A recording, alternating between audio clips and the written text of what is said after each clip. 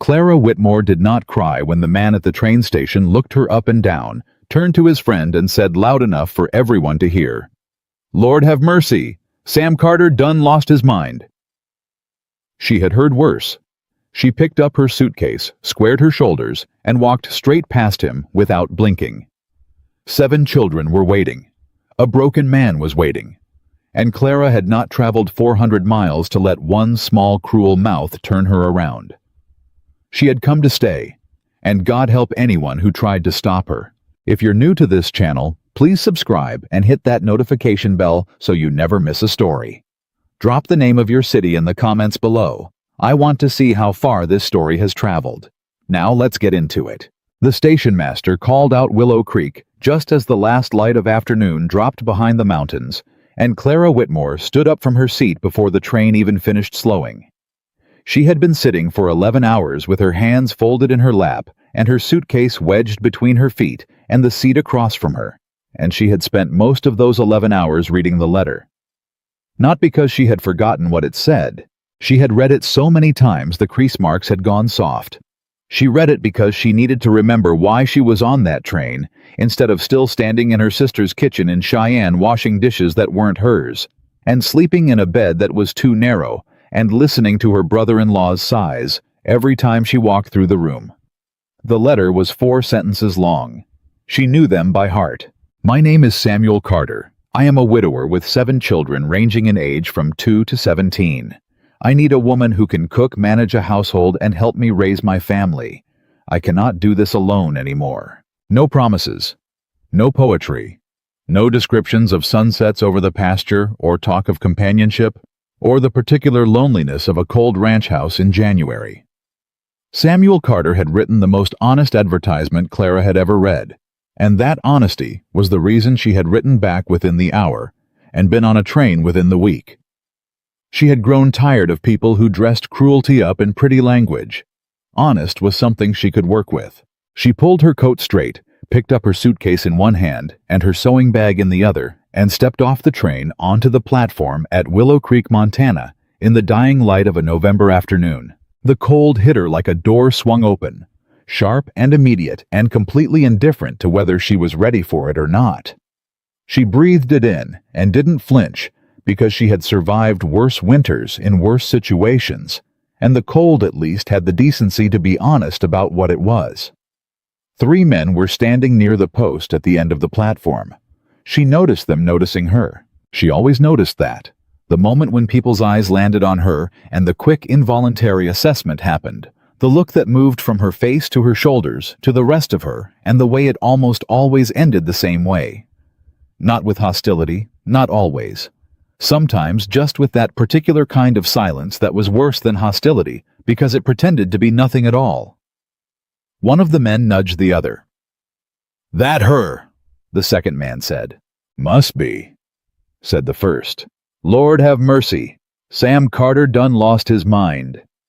Clara did not break stride. She walked past them with her suitcase in her hand and her eyes straight ahead, and she did not give them the satisfaction of seeing her flinch. She had walked past men like that her whole life. In Cheyenne, in Denver, in the small town in Ohio where she had grown up, and where the women at church had smiled at her face while their eyes said something entirely different. She had learned a long time ago that some people made their assessments the moment you walked through the door, and nothing you did afterward would change those assessments, and the only dignified thing left to do was to stop needing their assessments to matter. What mattered was the letter in her coat pocket. What mattered were 7 children waiting on a ranch outside of town. She looked around the platform for a man who might be Samuel Carter. She did not know what he looked like. His letter had not included a description any more than hers had. She had written back and told him she was 29 years old, that she had experience running a household and caring for dependents, that she was not afraid of hard work, and that she would arrive on the Thursday evening train. She had not described herself because she had learned that descriptions of herself gave people the opportunity to make decisions before they met her, and she preferred to be present when people made their decisions about her. Present and watching. A man was standing at the far end of the platform with his hat in his hands. He was turning the brim of it between his fingers slowly, like a man who had been waiting a long time and had used up all his patience and was now just trying to keep his hands occupied. He was tall, broad across the shoulders, with dark hair that needed cutting and a jaw that carried about a week of unshaved growth. His coat was clean but worn. His boots were muddy at the toe. He was looking at the train. Then he was looking at the passengers filing off. Then his eyes found her and stopped. Clara watched his face. She had learned to read that moment like a sentence. Most faces finished the sentence the same way. Some men's faces went blank with the practiced neutrality of someone trying not to show what they were thinking. Some faces went through a rapid negotiation. She could almost follow the flickering between politeness and disappointment, and the decision that followed. Samuel Carter's face did something different. He looked at her, and something moved behind his eyes. Not assessment, something more like recognition, like a man who has been bracing for one kind of news and received a different kind entirely, and has not yet worked out whether it changes anything. Then he put his hat back on his head and walked toward her. "Miss Whitmore," he said. "Mr. Carter," she said. He took the suitcase from her hand before she could protest. Not the sewing bag. Just the suitcase, like he had decided which bag was heavier and acted accordingly without making a ceremony of it.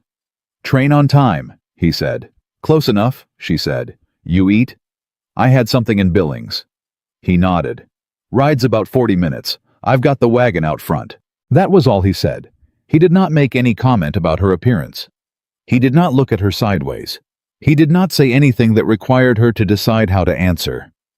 He walked toward the street and she walked beside him, and the three men on the platform watched them go, and one of them said something she couldn't quite make out, and she heard the low laughter that followed it, and she kept walking. The wagon was waiting at the edge of the street, a sturdy bay mare standing patient in the cold. Samuel loaded her suitcase into the back and offered her his hand to help her up, and she took it without comment. His grip was firm, and he didn't let go until she was settled. He climbed up on the other side and took the reins. They drove out of town in silence. It was not an uncomfortable silence. Clara had lived around enough people who could not tolerate quiet to know that silence was not always absence. Sometimes it was the most honest form of company a person could offer. Samuel Carter drove and looked at the road ahead, and she looked at the landscape going dark around them, the mountains cutting their shapes against the last of the sky, the cold settling in around the wagon like something alive. After about 10 minutes, he said, "I should tell you something before we get there." "All right," she said. "Emily is my oldest. She's 17. She's been running the house since her mother passed." He paused. "She didn't want me to send for anyone." Clara kept her eyes on the road ahead. "She tell you that?" "She told me that, and a few other things besides." "What did she say?" He was quiet for a moment. "She said we were doing fine on our own." "Were you?" The mare's hooves were steady on the frozen road. The cold had teeth now, proper teeth, and Clara pulled her coat tighter without thinking about it. "No," Samuel said. "We weren't." "Does Emily know you told her the truth just now?" He glanced at her. Something shifted in his expression. "What do you mean?" "I mean, that was an honest answer. Most people would have said something softer." She looked back at the road. "I appreciate honest answers, Mr. Carter, even when they're hard ones." He was quiet for another moment. Then he said, "You should know the children don't know much about you. I told them you were coming. I didn't tell them much else." "What did they ask?" "Mostly they wanted to know if you were going to try to replace their mother." Clara felt the weight of that land in her chest, the way it always did, the particular weight of a question that contained its own answer inside it. "What did you tell them?" "I told them nobody could replace their mother." He adjusted the reins. "That's true." "It is," Clara said. "It's also not something I'd try." He looked at her again, and this time the look was longer.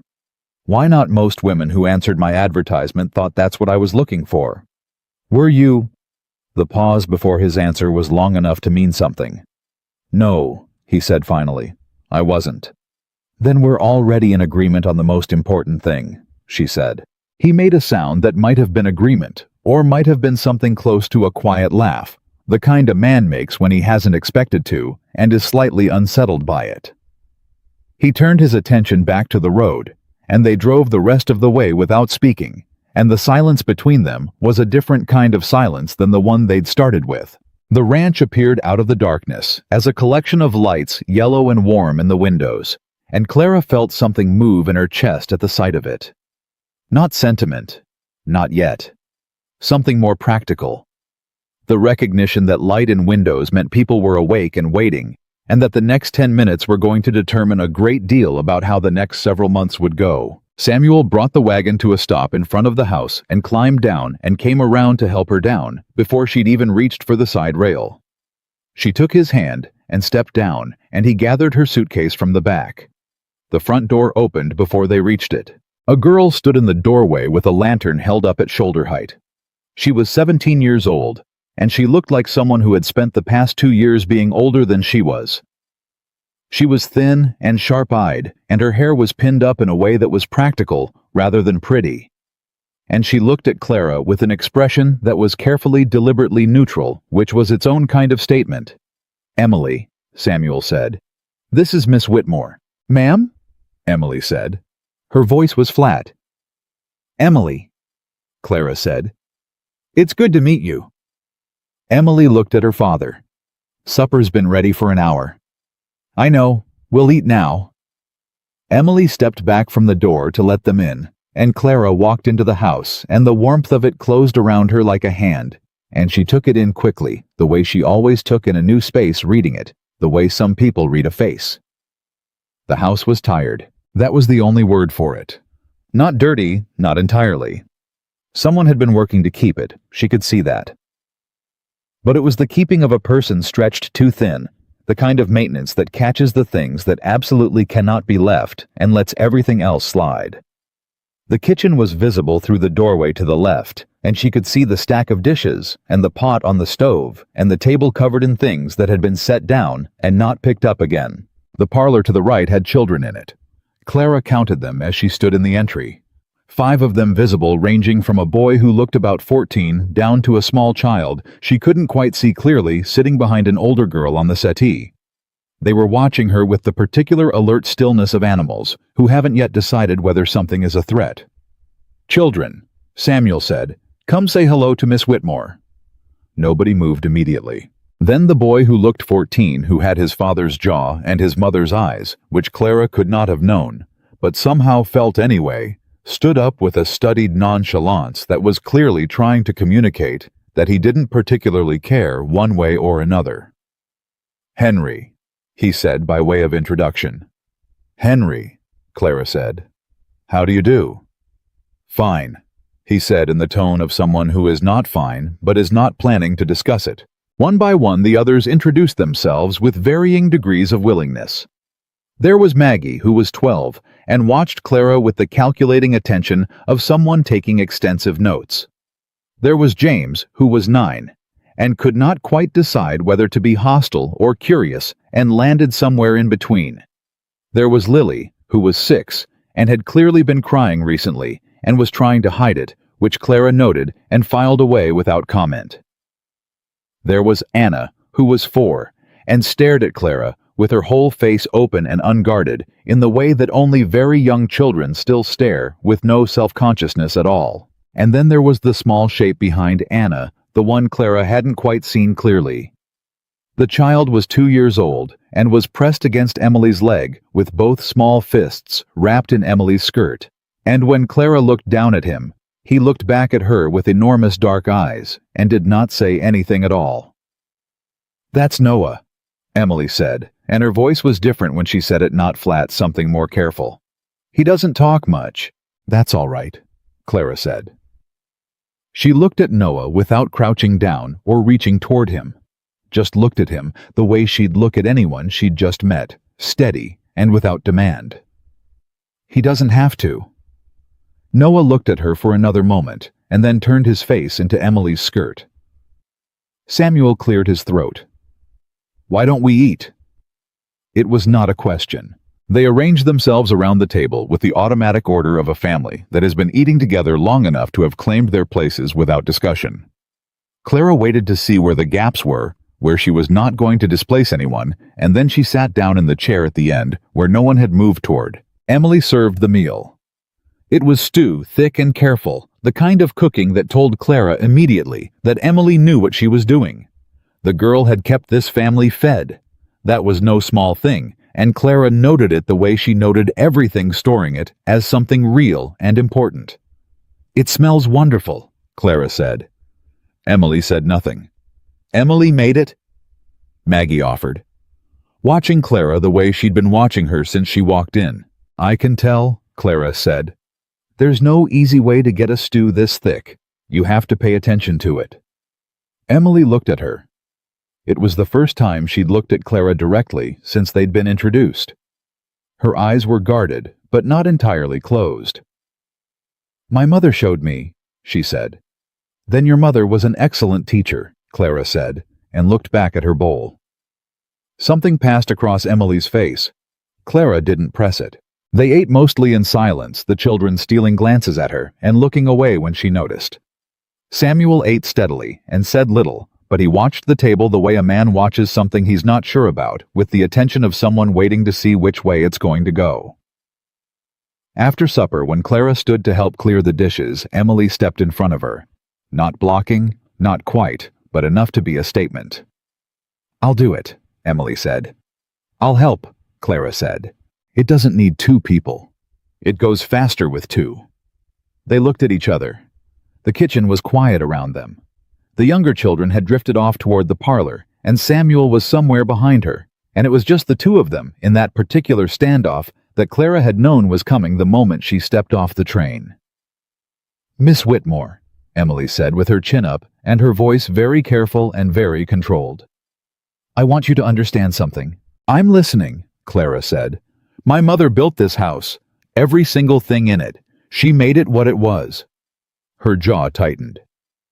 "And when she died, I kept it going. Me. Not anyone else. Me." She paused. "My father brought you here because he thinks he needs help. Maybe he does. Maybe he doesn't. But I need you to know that I have been doing just fine without anyone coming in here and deciding everything I've done isn't good enough." Clara set the dish she was holding down on the counter. She turned to face Emily fully. "How long has it been since you had a day off?" she said. Emily blinked. "What?" "A day off. A day when you didn't have to cook or clean or manage this household or look after your brothers and sisters. When did you last have one of those?"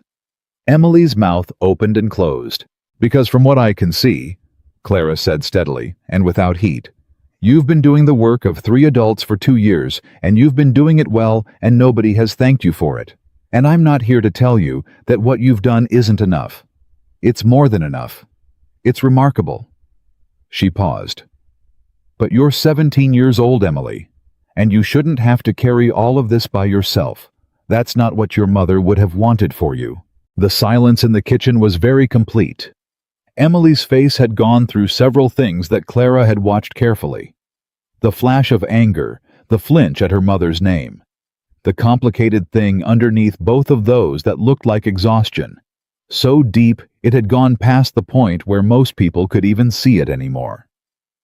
"You don't know what my mother would have wanted," Emily said, but her voice had lost some of its edge.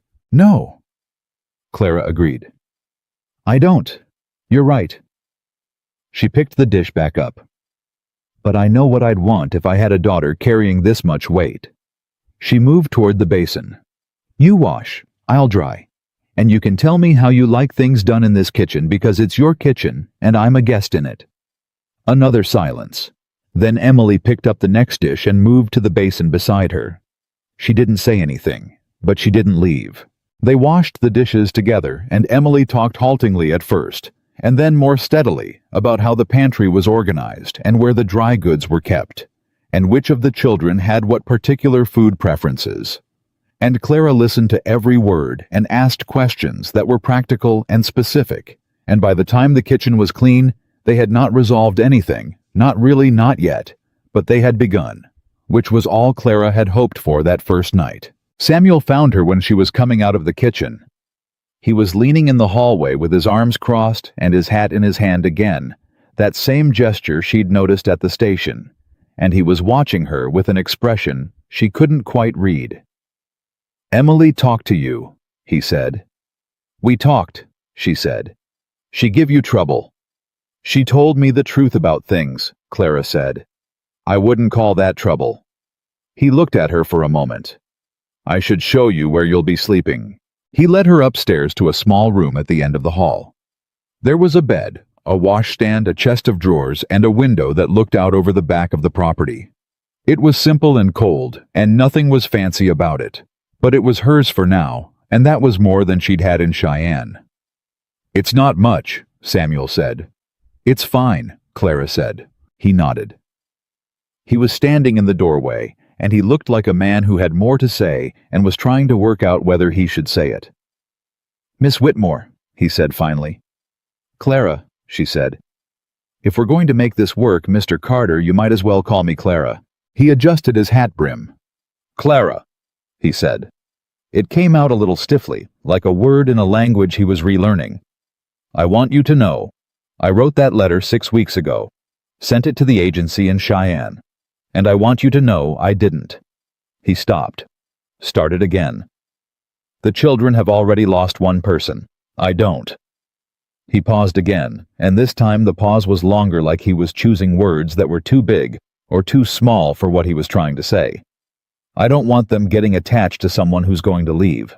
Clara stood in the doorway of the small cold room and looked at Samuel Carter, this tired, honest man with the muddy boots and the hat he kept turning in his hands, and she thought about her sister's kitchen and the narrow bed and her brother-in-law's size. She thought about the train ride and the men on the platform and the cold that had teeth.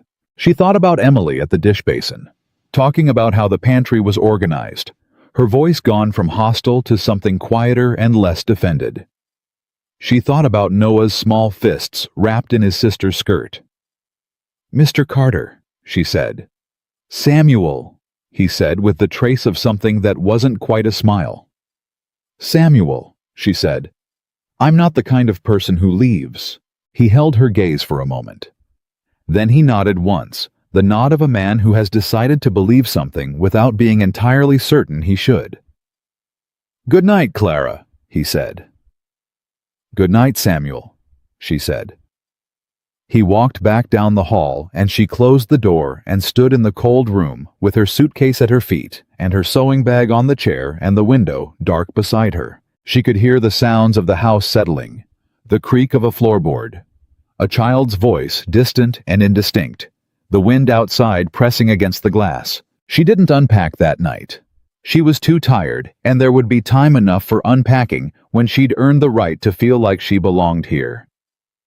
Instead, she sat on the edge of the bed in her coat, and she took out the letter and read it one more time, and then she folded it very carefully and put it in the drawer of the nightstand. She did not need it anymore. She knew why she had come. What she had not expected, could not have expected, was the particular quality of the silence in that house at night. Not empty, full of something. 7 children breathing in their beds. A man awake somewhere downstairs. She could hear the faint sound of movement. The old house doing what old houses do, speaking in its timbers. She had spent 11 years in her sister's house and never once felt it breathe around her like something alive. She lay down on top of the covers and pulled her coat around her and closed her eyes. In the morning, there would be a kitchen to organize. There would be children who didn't trust her, and a man who was carrying more than any person should carry alone, and a town full of people who had already made their assessments and filed them away. There would be all of that. But tonight, in the cold and the dark and the breathing silence of the Carter house, Clara Whitmore felt something she had not felt in so long she had almost forgotten the name of it. She felt like she was exactly where she was supposed to be, and for a woman who had spent most of her life being made to feel like she didn't quite belong anywhere, that feeling was not a small thing. It was not a small thing at all. She was still awake when the clock somewhere downstairs struck 11 and then midnight, and then the house went fully quiet around her, and the cold deepened, and somewhere outside an owl called once and went silent. And Clara Whitmore, who had traveled 400 miles on an honest letter and a determination that people who knew her would have recognized and people who didn't know her would have misread as stubbornness, lay in her coat in the dark and listened to the Carter house breathe and thought very clearly and very quietly, I am going to make this work. Not because she had to, not because she had nowhere else to go, but because 7 people in this house needed something she knew how to give, and she had spent too long in places where what she had to give was treated as something embarrassing, something to be overlooked or diminished or laughed at from the end of a train platform.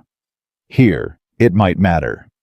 Here, for the first time in a very long time, what she was might be exactly enough. She closed her eyes.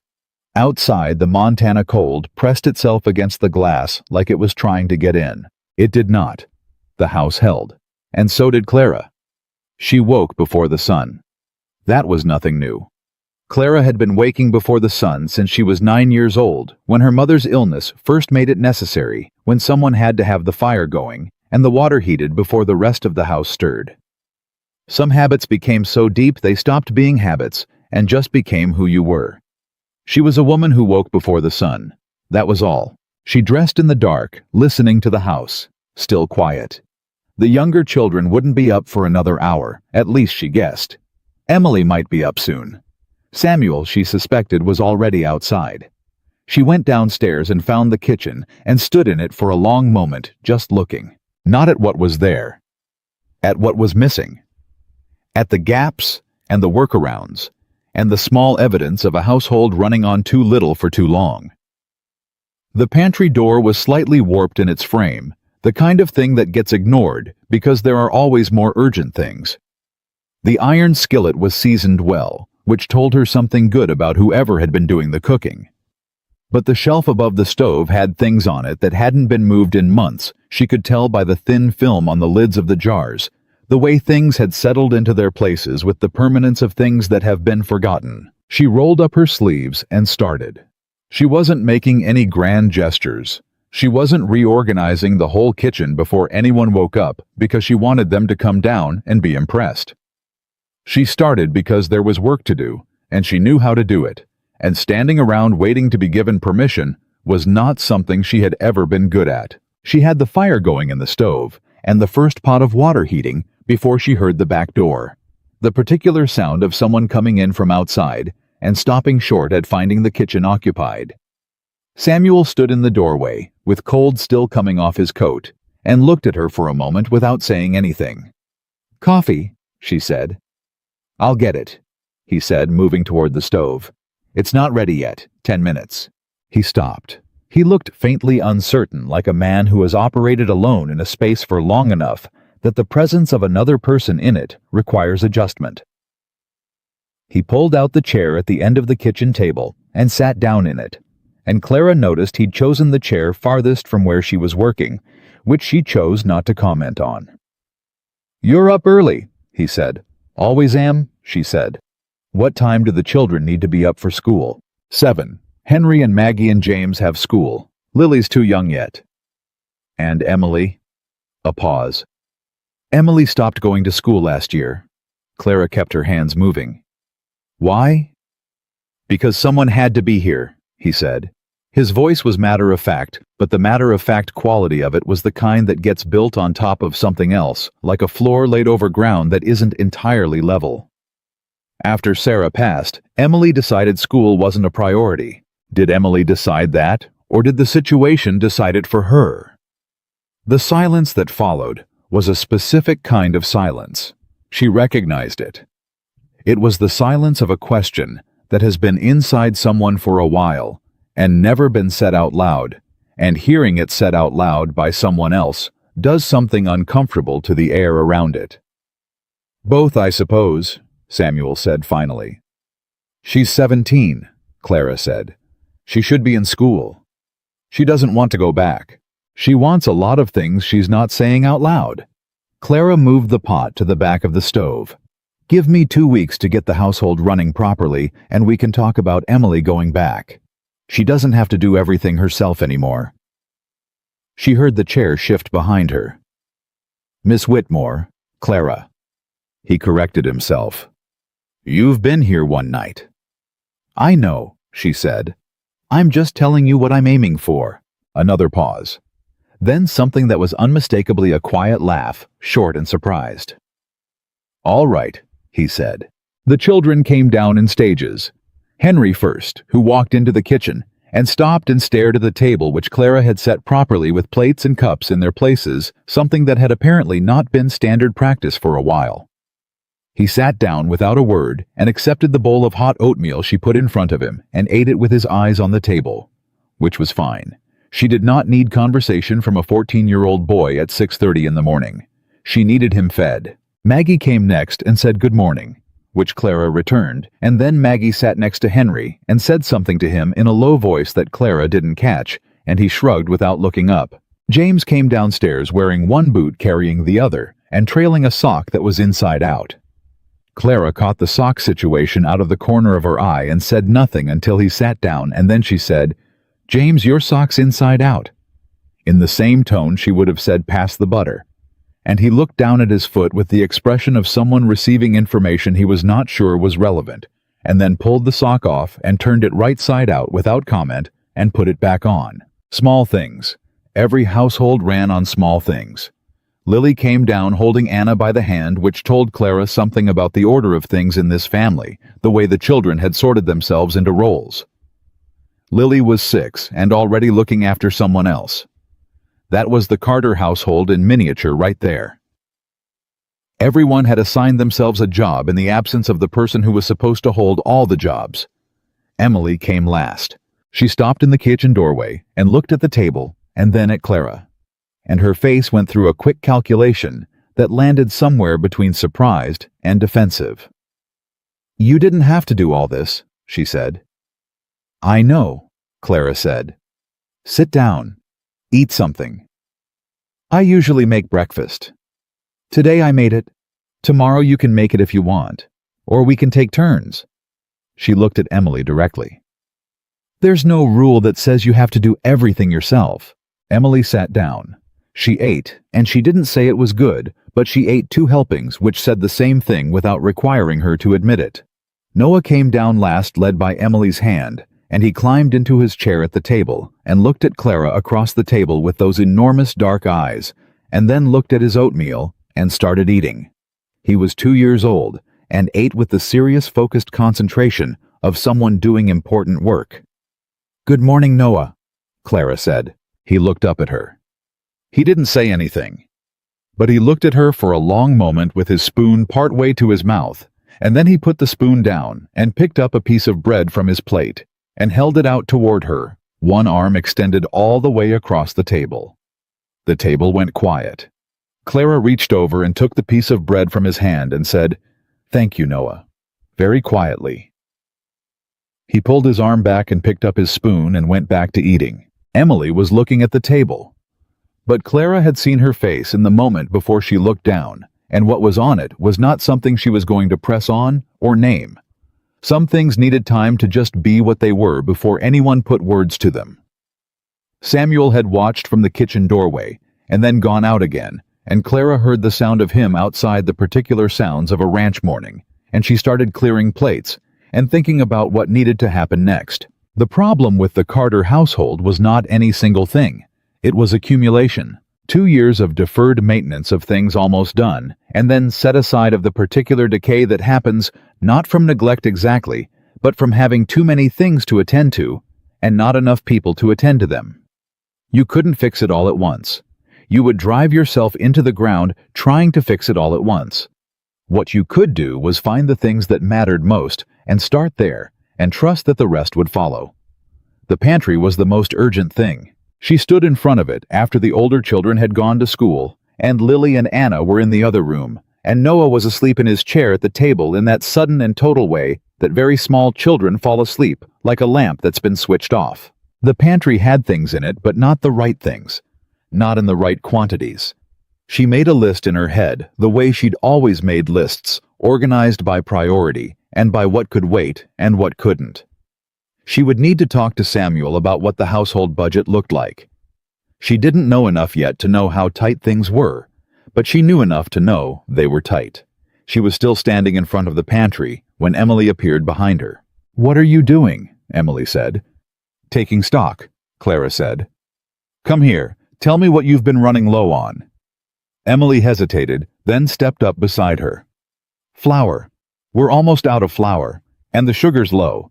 We need salt pork. We've been stretching what we have." She paused. "Dried beans. We go through a lot of dried beans." "What about the root cellar?" "There's turnips and some potatoes, but they won't last much longer, and the preserves from last summer are almost gone." Clara nodded, filing it all away. "What does your father spend on household goods each month?" Emily's jaw tightened slightly. "He gives me what he can. It's not always the same amount." "Is there a market in town?" "There's Hawkins General Store." "Does he extend credit?"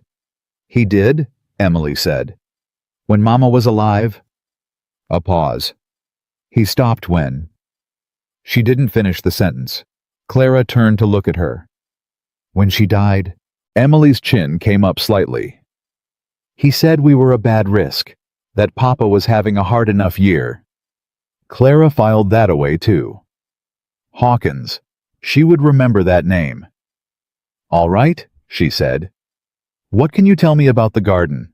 Did your mother keep a kitchen garden?" And that was the thing that finally cracked it just slightly. Not wide open, just a crack. Because Emily's face, which had been careful and controlled since the moment Clara had walked through the door, did something involuntary at the word garden. Something that moved in her eyes and around the corners of her mouth before she got control of it again. "She had the best garden in the county," Emily said, and her voice was different. Not flat, not careful, just a young woman's voice saying something true. "She grew everything. She could make anything grow." She stopped. "It's been fallow since she passed. I didn't have time to." "We'll put it back," Clara said. "It's November." "I know. We'll plan it now. Start it in the spring." She looked at Emily. "Will you show me where it is?" Emily looked at her for a moment with that calculating, measuring look she had. Then she said, "It's out back, past the woodpile," and she led the way. They stood outside at the edge of what had been the garden, and Emily talked and Clara listened. She talked about what her mother had grown, and where she'd planted things, and how she'd prepared the soil, and what the summer light was like, and what did well and what didn't. She talked about it in the past tense, carefully. Past tense. But she talked, and her voice, when she talked about it, was not the voice of a 17-year-old managing a household alone. It was the voice of a girl who had loved something and missed it. Clara did not say anything about that. She asked questions about the soil and the water and the south-facing exposure, practical questions. And Emily answered them, and somewhere in the answering, the girl's shoulders came down about half an inch from where they'd been since Clara arrived. Not trust. Not yet. But something. They were coming back in from the cold when the wagon came up the road. Clara noticed it because she noticed things, and because there was something in the way Emily noticed it. The small stiffening in her posture, the way her chin came up slightly, and her mouth pressed together that told Clara before the wagon even got close enough to see who was driving it. A woman sat in the wagon seat with the reins held in gloved hands, and an expression on her face that Clara could read from 20 yards away. She had seen that expression on enough faces to know it at a distance.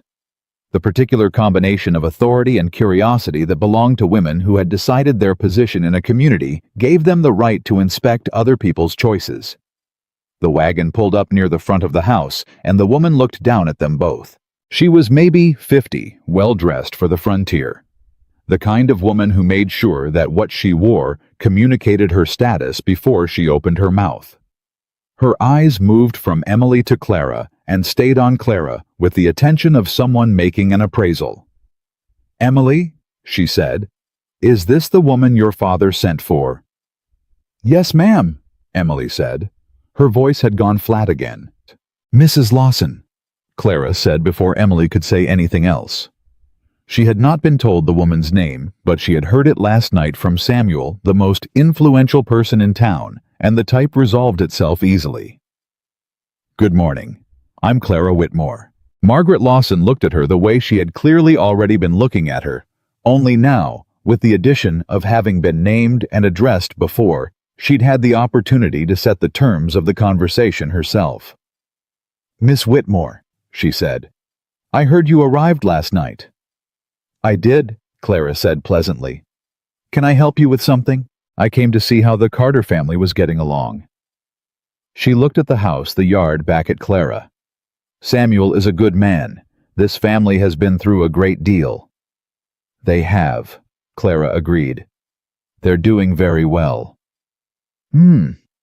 A sound that managed to carry skepticism without explicitly stating it. "It's a great deal to manage. 7 children, a working ranch. I wonder if you understand what you've taken on." "I suppose I'll find out," Clara said. "You're not from here." "No, ma'am. I'm from Ohio originally. More recently from Cheyenne." "Cheyenne." The way she said it suggested Cheyenne was not a point in Clara's favor. "And you have experience with ranch life." "I have experience with work," Clara said. "That seems to be what's most needed." Margaret Lawson's eyes moved over her slowly, with the practiced unhurriedness of a woman who wanted you to know she was looking. "Ranch life requires a certain kind of physical capability," she said. The air between them went very still. Emily made a small, almost inaudible sound beside her. Clara held Margaret Lawson's gaze and smiled. Not a warm smile, a precise one. "Mrs. Lawson, I nursed my mother through 4 years of illness, kept house for 6 people, preserved enough food each summer to get us through Montana winters, and got here on a train that was 20 minutes late. I think I'll manage." Margaret Lawson blinked just slightly.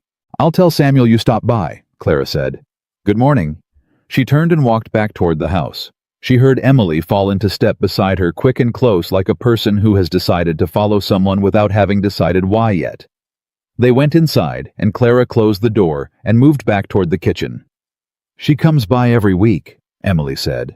"I figured," Clara said. "She thinks she knows what's best for our family. People like that always do." Clara took her apron from the hook. "What she thinks doesn't affect what actually happens." Emily was quiet for a moment. Then, "You didn't let her rattle you." "No," Clara said. "Most people do.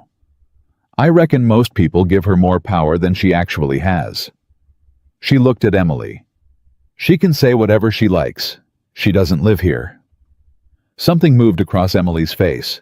Not quite a smile, but the closest thing to one Clara had seen from her yet. It was gone almost before it arrived. "I need to make bread," Emily said, and moved toward the kitchen with the purposeful stride of a girl who was not going to let herself be caught feeling something she hadn't planned to feel. Clara let her make the bread. She sat at the kitchen table with a pencil and a piece of paper and made her lists, and Emily worked beside her and didn't talk, but the silence was different from the silence of the previous night. It had less edge to it, less like a wall, and more like a room 2 people were occupying together, each going about their own business. Noah woke up in his chair and looked around with the disoriented expression of the very recently asleep, and Clara picked him up before he could start fussing and settled him on her hip and kept writing her list with her free hand. He was heavy and warm and smelled like sleep, and he grabbed a fistful of her collar and held on without protest, watching the kitchen over her shoulder with serious eyes. Emily looked over from the bread dough. She looked at Noah on Clara's hip, and then at Clara's face, and then back at the bread dough without saying anything.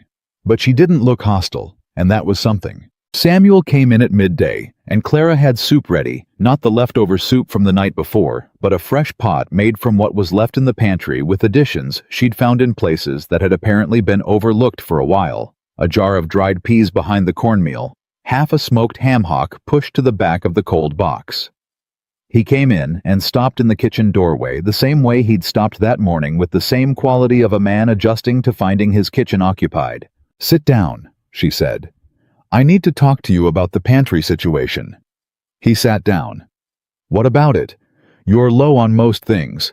Not dangerously low, not yet, but within 2 weeks you'll be struggling." She pushed the list across the table toward him. "This is what you need." He looked at the list. His face did not change exactly, but something around his eyes shifted.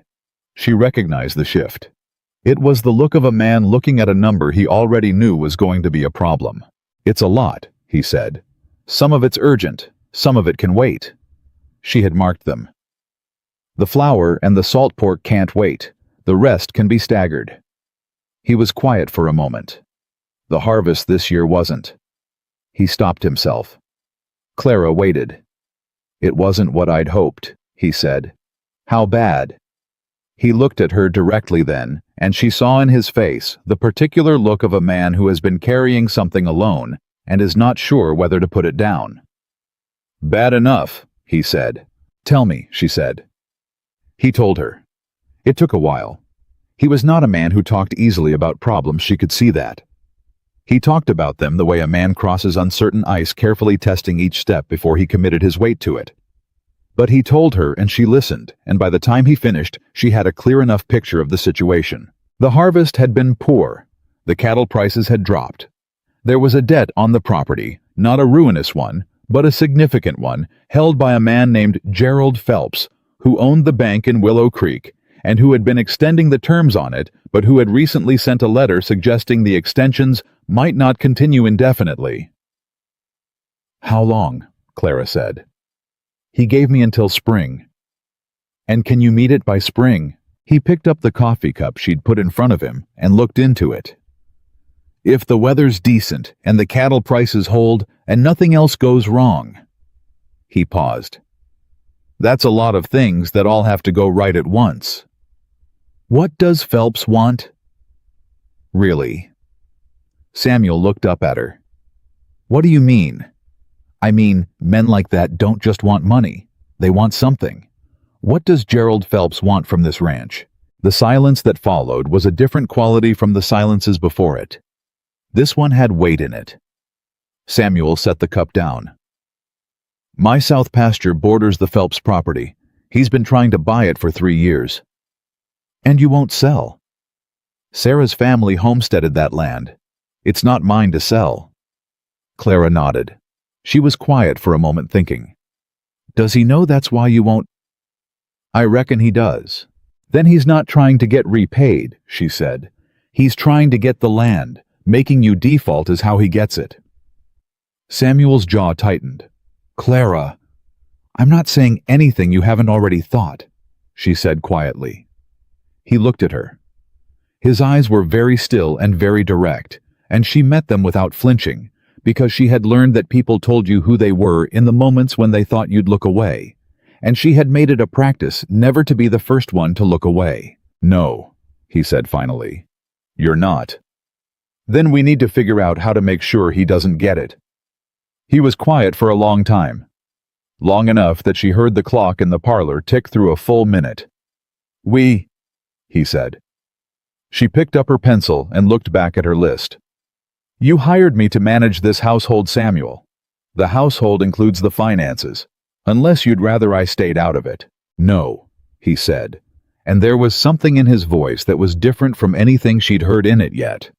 "No, I'd rather you didn't stay out of it." She nodded and made a note on her list. He drank his coffee, and she worked, and they sat in the kitchen together, while the soup pot simmered on the stove, and neither of them said anything for a while, and the quiet had a different quality again from all the other quiets of this still very new day. Then Henry came through the back door from school, and stopped dead at finding both his father and Clara Whitmore sitting at the kitchen table, and the look on his face was so precisely the look of a 14-year-old boy walking into something he doesn't understand and isn't sure he wants to, that Clara had to look down at her list to keep her expression appropriate. "Good," Samuel said. "Sit down. There's soup."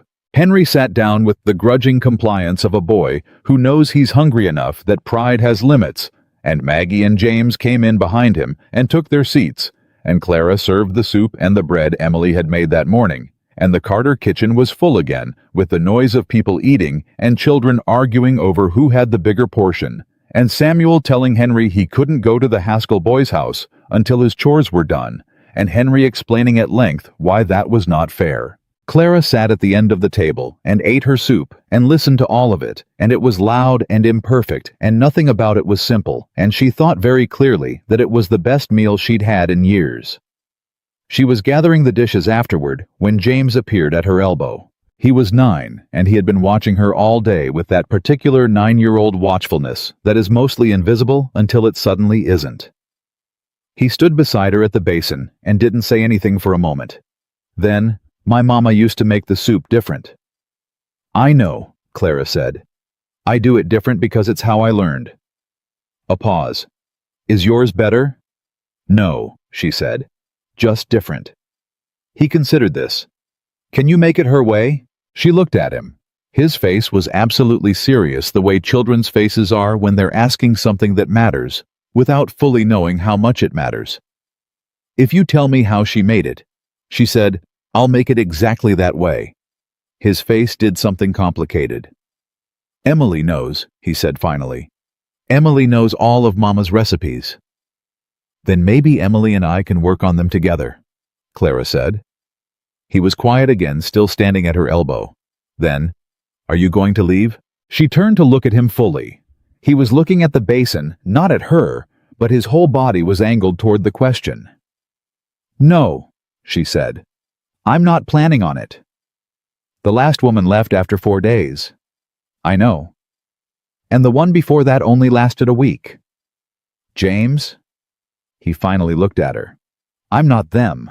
He looked at her for a moment with 9-year-old eyes that had seen more than 9-year-old eyes should have to see, and then he nodded once quickly and picked up a dish towel and started drying the dishes without being asked. Clara turned back to the basin and kept washing and did not let herself react, because reacting would have made it something it wasn't ready to be yet. But something had shifted. Something quiet and small and very real. She could feel it the way you feel a change in the air before you can name what the change is. Not security, not yet, not trust. But the first thin thread of something that could become those things if she was careful and patient and didn't push too hard or move too fast or make any of the mistakes she'd made in the past of needing things to be resolved before they were ready to be resolved. She washed the dishes and James dried them, and neither of them spoke again. And the evening came down over the Carter Ranch, and in the next room she could hear Emily talking to Lily in the quiet voice she used with the younger children, and somewhere upstairs Henry was doing something that involved more footsteps than seemed strictly necessary, and the fire in the stove put out its steady heat. Samuel came through the kitchen on his way back out, and paused beside her. "I'm going to do the late check on the stock," he said. "I'll have something warm for when you get back," she said. He looked at her for a moment, just a moment.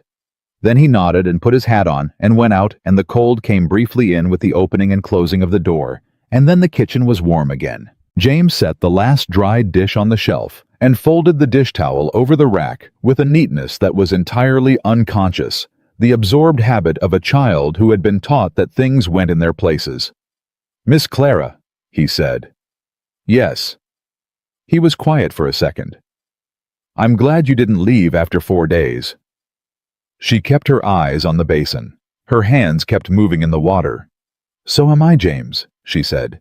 "So am I." He went into the other room, and Clara stood alone in the Carter kitchen, with the fire going, and the dishes done, and the soup pot clean and back on the shelf, and she let out a breath that she had not entirely known she was holding. Outside, the Montana cold was doing what it did, pressing, leaning in, trying to find the gaps. But the Carter house was warm, and for one more night at least, it was going to stay that way. 3 weeks passed. Not easily. Nothing on a ranch in Montana in late November passed easily. But they passed, and with each day that went by, something in the Carter household shifted in ways that were small enough not to notice in the moment, and large enough to be undeniable when you looked back at where you'd started. Clara had found her rhythm. She was up before the sunfire going water heating the first round of the day's work done before anyone else came downstairs. She had reorganized the pantry, not dramatically, not in a way that displaced anything Emily had known the location of, but efficiently, so that what was used most was closest to hand, and what needed to be checked regularly was visible instead of buried. She had repaired the warped pantry door with a wood plane she found in Samuel's tool shed, which had required her to ask where the tool shed was, and then locate the plane herself, and figure out the angle of the warp, which had taken her 20 minutes of patient assessment before she touched the door. And when she was done, the door opened and closed cleanly for the first time in what looked like a year. Samuel had come in and found her finishing it and looked at the door and looked at her and said, "Where did you learn to do that?" "My mother's house was old," she said. "Things broke a lot." He nodded, said nothing else. But he looked at the door one more time before he went back out, and she knew that look. It was the look of a man recalibrating something quietly inside himself. Emily had noticed the door, too. She hadn't said anything about it, but 3 days later, she came and found Clara in the kitchen and said without preamble, "The hinge on the third shutter on the east side of the house is loose. It bangs in the wind." "Show me," Clara said.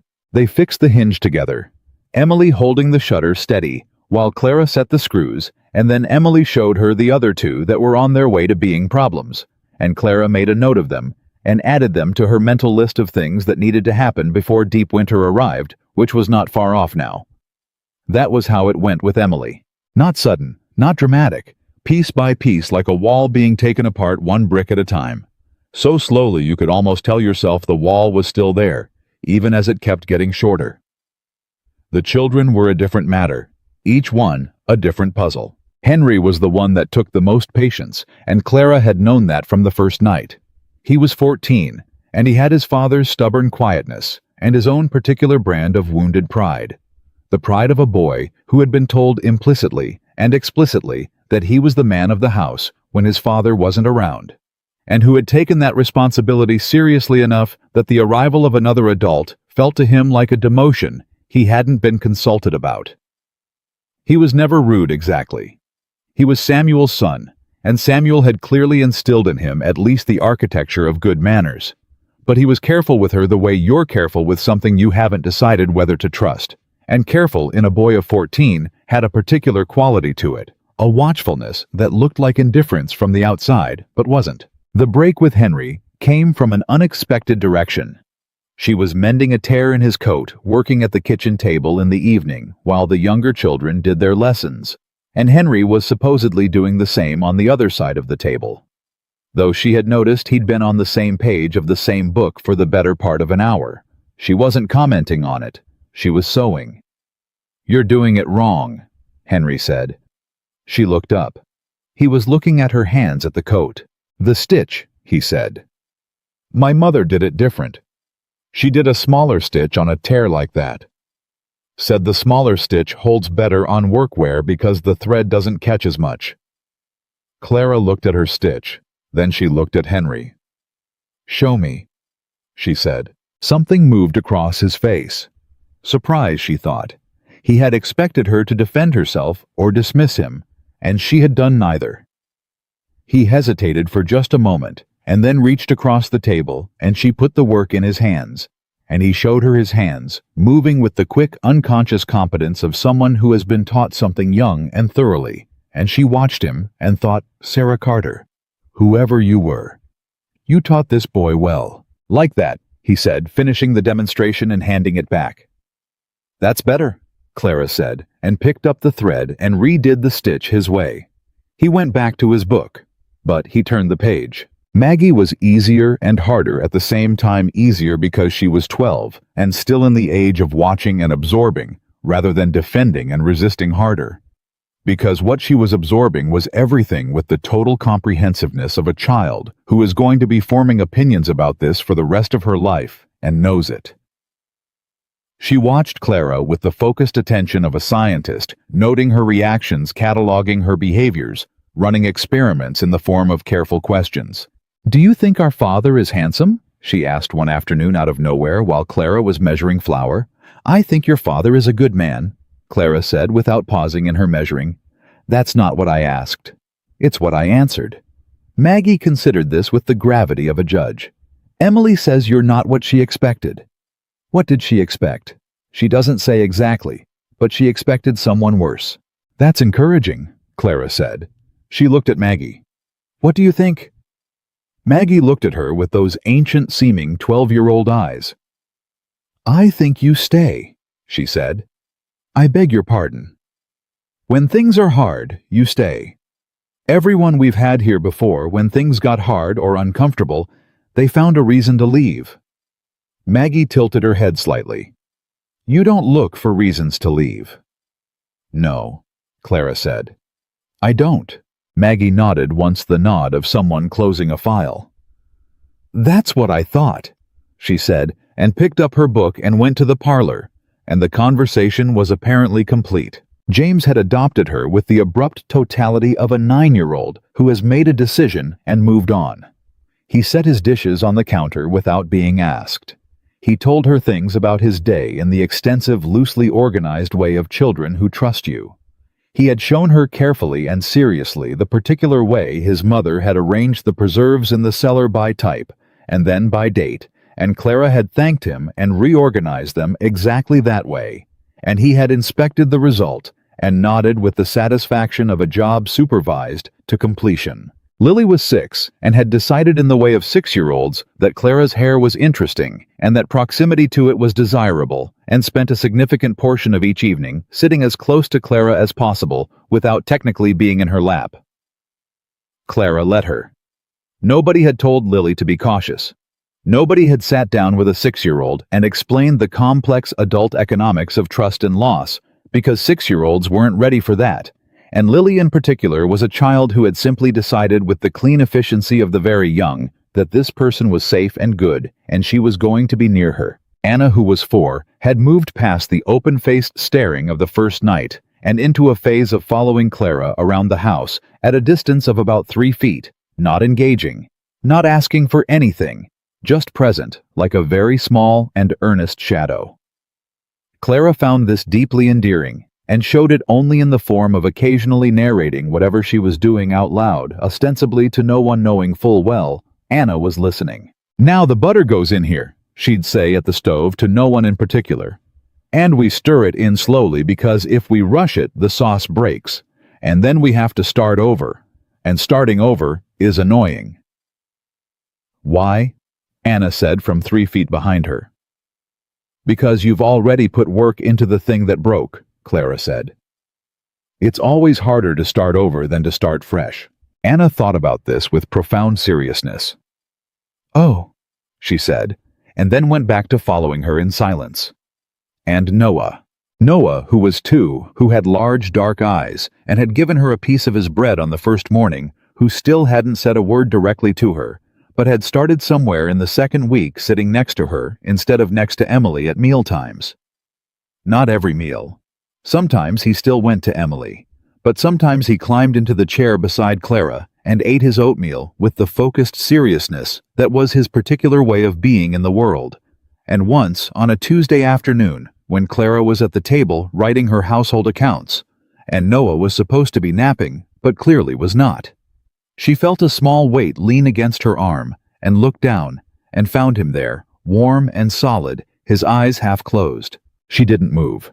She kept writing her accounts with her other hand and let him lean, and after a while he was asleep again properly this time, and she finished the accounts and sat for an extra 10 minutes before she moved, because she was not ready to disturb the particular quiet of that moment. Emily came in from outside and stopped in the kitchen doorway and looked at them. Clara looked back at her. Emily's face was unreadable for a moment. Then she said very quietly, "He doesn't do that." "I know," Clara said, equally quiet. "He hasn't." Emily stopped, tried again. "He hasn't let anyone but me since." Clara didn't answer. There wasn't anything to say that wouldn't be too much. She just looked at Emily and then looked back at her accounts, and after a moment, Emily came and sat down at the table too, and she was quiet, and Clara was quiet, and Noah slept between them, and that was the closest to something open and real that Emily had let herself be since Clara arrived. It lasted about 4 minutes before Emily got up and went back to work. But it happened. It was real. Clara had been there 23 days when the letter arrived. Samuel came in from town with it tucked in his coat pocket and didn't take it out right away.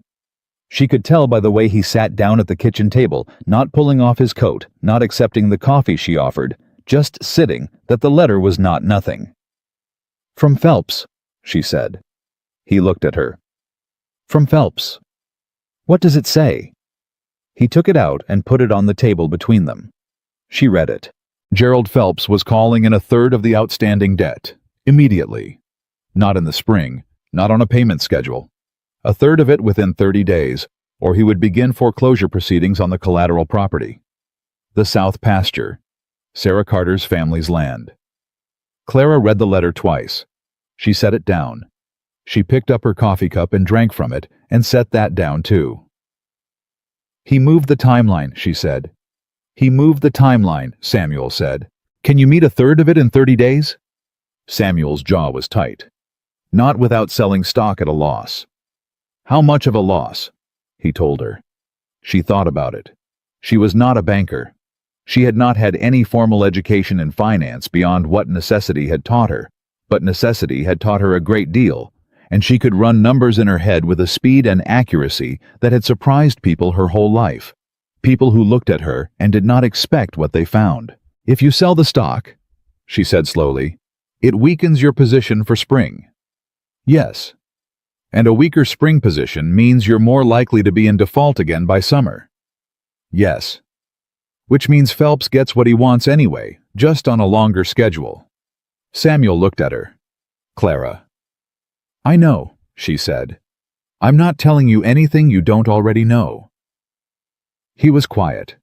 He looked at the letter on the table between them. I need to go to the bank, he said. I know. But before you do, I want to know something. She leaned forward slightly. Who else in this town has had trouble with Phelps? Who else has he squeezed? Samuel frowned. What does that have to do with anything? It has to do with everything, she said. Because if he's done this to you, he's done it to others. And if he's done it to others, then you're not fighting this alone, and you shouldn't go into that bank acting like you are. Samuel looked at her for a long moment. The Haskell family, he said slowly. Jim Haskell told me 2 years ago that Phelps tried to call in his note early. Jim had to sell off his East 40. Who else? Tom Briggs lost his water rights. The filing on them went through Phelps's bank, and Tom said afterwards the terms weren't what he'd been told. He paused. And the widow Gareth. Her husband borrowed against the house 3 years ago. She's been paying twice what was in the original agreement, and she can't prove it because the paperwork is gone. Clara sat back. Gone.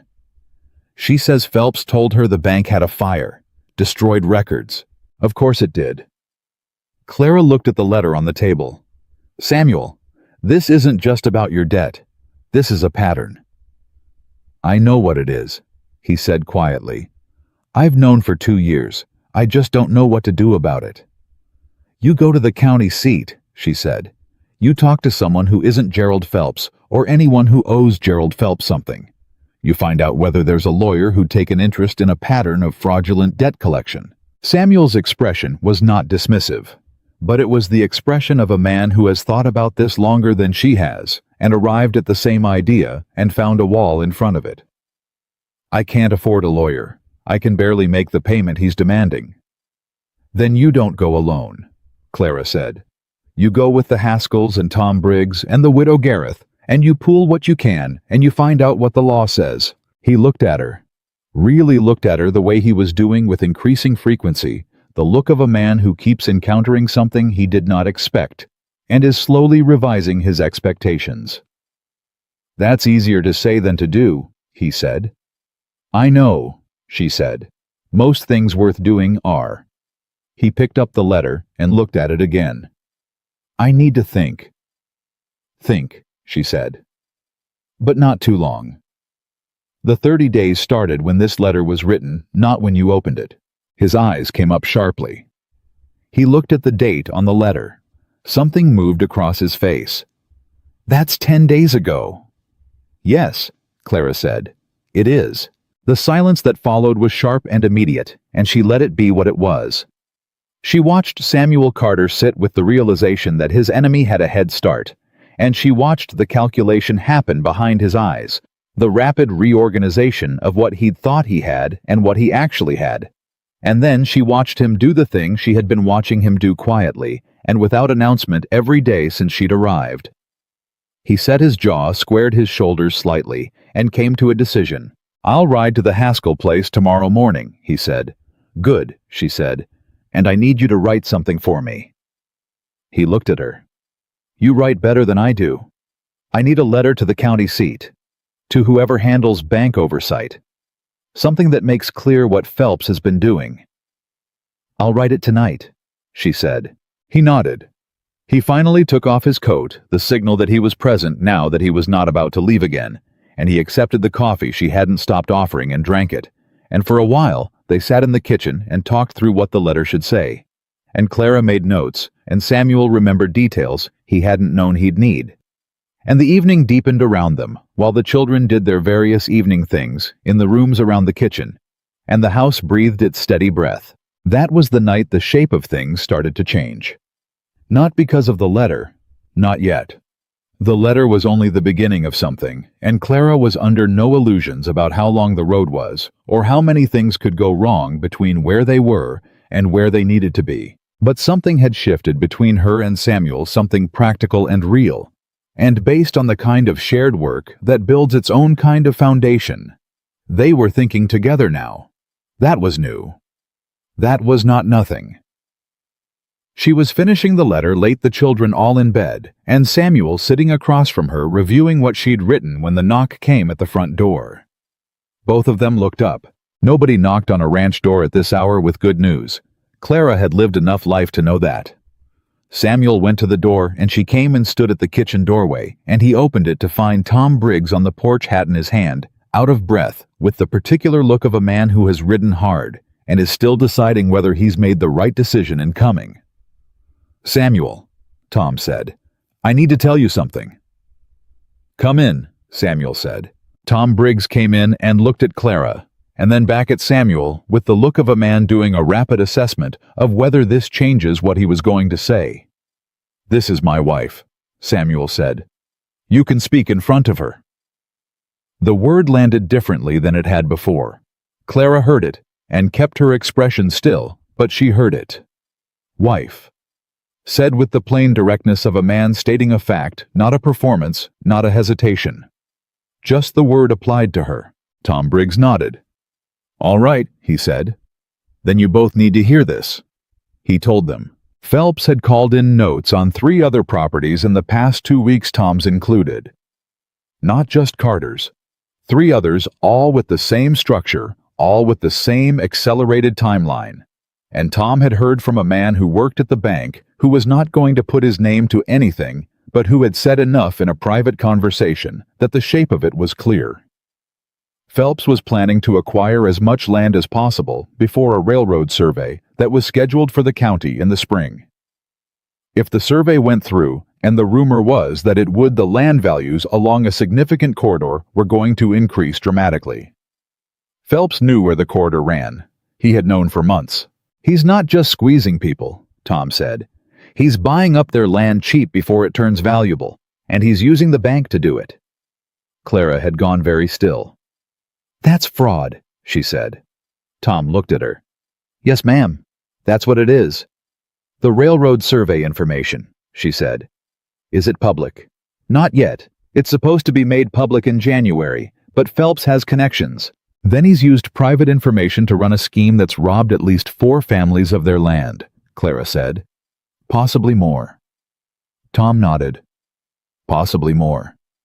Clara looked at Samuel. Samuel was looking at the table, his jaw tight and his hands flat on the surface.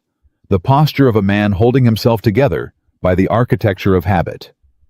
She knew that posture. She had seen it every day since she arrived.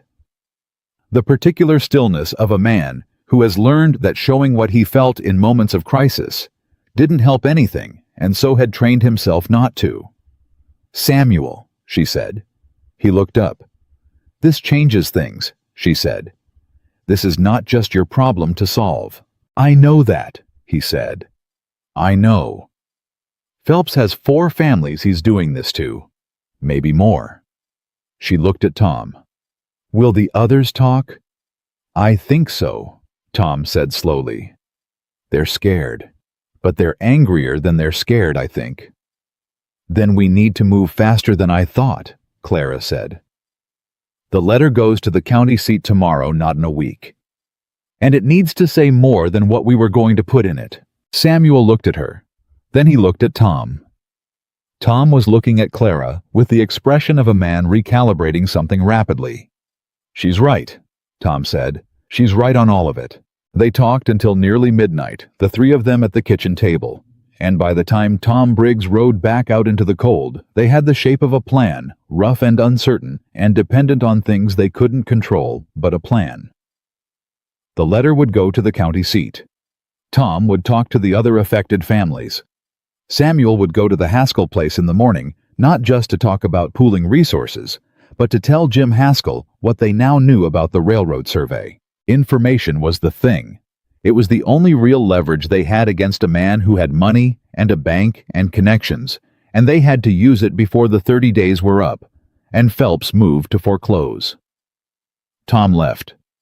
Samuel closed the door and came back into the kitchen and stood at the table and looked at the half-finished letter.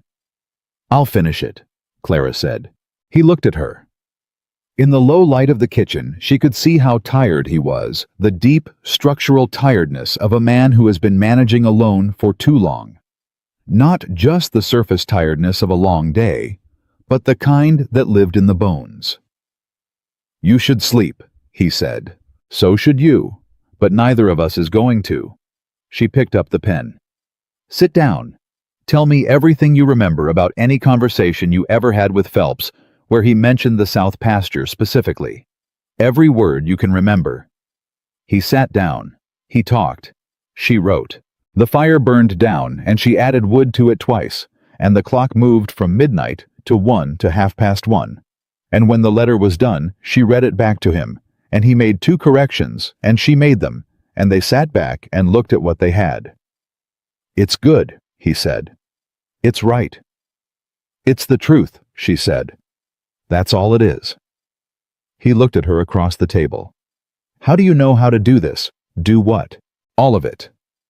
He gestured a gesture that was general and specific at the same time that took in the letter and the kitchen and the household and everything that had happened in the past 3 weeks. You walk into a situation that's been falling apart for 2 years, and you start fixing it. You know what needs doing, and you do it, and you don't complain, and you don't panic, and you... He stopped, shook his head. "How do you know?" Clara was quiet for a moment. "I learned from necessity," she said. "Same as your Emily." He was quiet, looking at her. "The difference," she said, "is that I've had more years to practice." She picked up the letter and folded it. "And I'm not doing it alone." The kitchen was very quiet. The fire settled. Samuel Carter looked at Clara Whitmore across the table with an expression that had in it several things at once, things that were not easy things and had no easy names, but that were real and present and not hidden, and she saw them and did not look away. "Thank you," he said. It was such a plain and simple thing to say. No flourish, no ceremony, just the 2 words said by an honest man who meant exactly what he said. "You're welcome, Samuel," she said. She picked up the letter and stood and said good night and went upstairs, and she was at the top of the stairs when she heard something from the kitchen below. So quiet, she almost missed it. Just a breath. The specific sound a person makes when they have been holding something for a long time, and finally in a private moment put it down. She kept walking. Some things weren't hers to witness, but she carried that sound up the stairs with her. And she lay in the cold room and listened to the house breathe, and she thought about Samuel's face across the table, and Tom Briggs saying, "She's right on all of it," and Noah's weight against her arm, and Emily at the dish basin saying, "I thought you were going to leave like everyone else." She thought about the South Pasture that was Sarah Carter's family's land, and the 30 days that had started 10 days ago, and the letter folded on her nightstand ready to go to the county seat in the morning. She thought about Gerald Phelps and his bank, and his railroad information, and his careful, calculated patience, and she thought about the mistake he'd made. The mistake was this. He had been very focused on what Samuel Carter didn't have: money, leverage, time. He had been so focused on what Samuel didn't have that he had not paid attention to what Samuel had now. Clara turned onto her side and closed her eyes. She was very calm. Outside the window, the Montana dark pressed in flat and cold and absolute, the kind of dark that made the world feel very large and people very small. She did not feel small. She felt with a clarity that was quiet and steady and completely without arrogance, like a woman who knew what she was doing and why she was doing it and was not going to be moved. The letter would go in the morning. And Gerald Phelps, who had been so patient and so careful and so certain that he had already won, was about to discover that he had made a very serious miscalculation. He had moved too soon, and he had not moved soon enough. The letter went out the next morning. Samuel rode to the county seat himself, which Clara had not expected. She had expected him to send it with the postal rider, the way most people sent things, and instead he came downstairs at 5 in the morning with his good coat on and his jaw set, and said he was taking it himself because he wanted to put it in the right hands and make sure it was received, and not just filed in a stack somewhere to be looked at eventually by someone with no particular investment in whether it went anywhere. That could take 2 days, Clara said. I know. The children. Emily can manage 2 days, he said. She's managed more than that. He paused. And so can you. She looked at him. He was right, and they both knew it. Be careful with Phelps, she said. If he has connections at the county seat, he might hear you came. Let him hear, Samuel said. A man who has to work in the dark doesn't do well when somebody turns on a light. He left before the children were up, and Clara told them at breakfast that their father had gone to the county seat on business and would be back in 2 days, and the older children received this with varying degrees of stoic acceptance, and the younger children required more reassurance, which she provided in the matter-of-fact way she had found worked best with children, not by making promises she couldn't guarantee, but by staying calm and occupied and letting her steadiness do the work that words were inadequate for. The first day without Samuel passed with the ordinary texture of ordinary days, which was itself something worth noting, that the household ran, that the children did what they were supposed to do, that the meals got made and the chores got done, and nobody fell apart. Clara and Emily worked alongside each other with a practiced ease that would have been unimaginable 3 weeks ago. The kind of ease that doesn't announce itself, but that you notice in the absence of friction, in the way two people can be in the same kitchen without getting in each other's way. It was evening of the second day when the trouble started. Clara was at the table finishing the household accounts, and Emily was putting the younger children to bed, and Henry was outside doing the final check on the stock, which he had taken on with the seriousness of a boy who understood that his father's absence made it his responsibility when the knock came at the front door. It was not the knock of a neighbor or a friend. Clara had lived long enough to know the difference. A neighbor's knock had a cadence to it, a certain ease, the knock of a person who expects to be welcomed. This knock was deliberate, official. She opened the door. 2 men stood on the porch. One she didn't know, young, with the look of a clerk or an assistant holding a satchel. The other was Gerald Phelps. She had not met Gerald Phelps before, but she knew him the way you know a type before you know the person. He was perhaps 60, well-dressed in the way of men who want their clothing to communicate authority, rather than simply comfort, with the careful, satisfied bearing of a man who was accustomed to arriving places and having the situation rearrange itself around him. He looked at Clara with a brief evaluating look, the kind that categorized quickly and moved on, and then he looked past her into the house. "I'm looking for Samuel Carter," he said. "Mr. Carter is away on business," Clara said. She did not step back from the door. "When do you expect him back?" "Tomorrow," she said. "Can I give him a message?" Phelps's eyes came back to her face. He was reassessing now she could see it. The small adjustment of a man who expected to walk past an obstacle and found it not moving. "And you are—" "Clara Carter," she said. "His wife." She had not planned to say it that way. The words came out with the same directness Samuel had used 2 nights ago, the plain factual quality of a statement about the weather or the time of day, and she meant them the same way, as information, as boundary, as the staking of a position.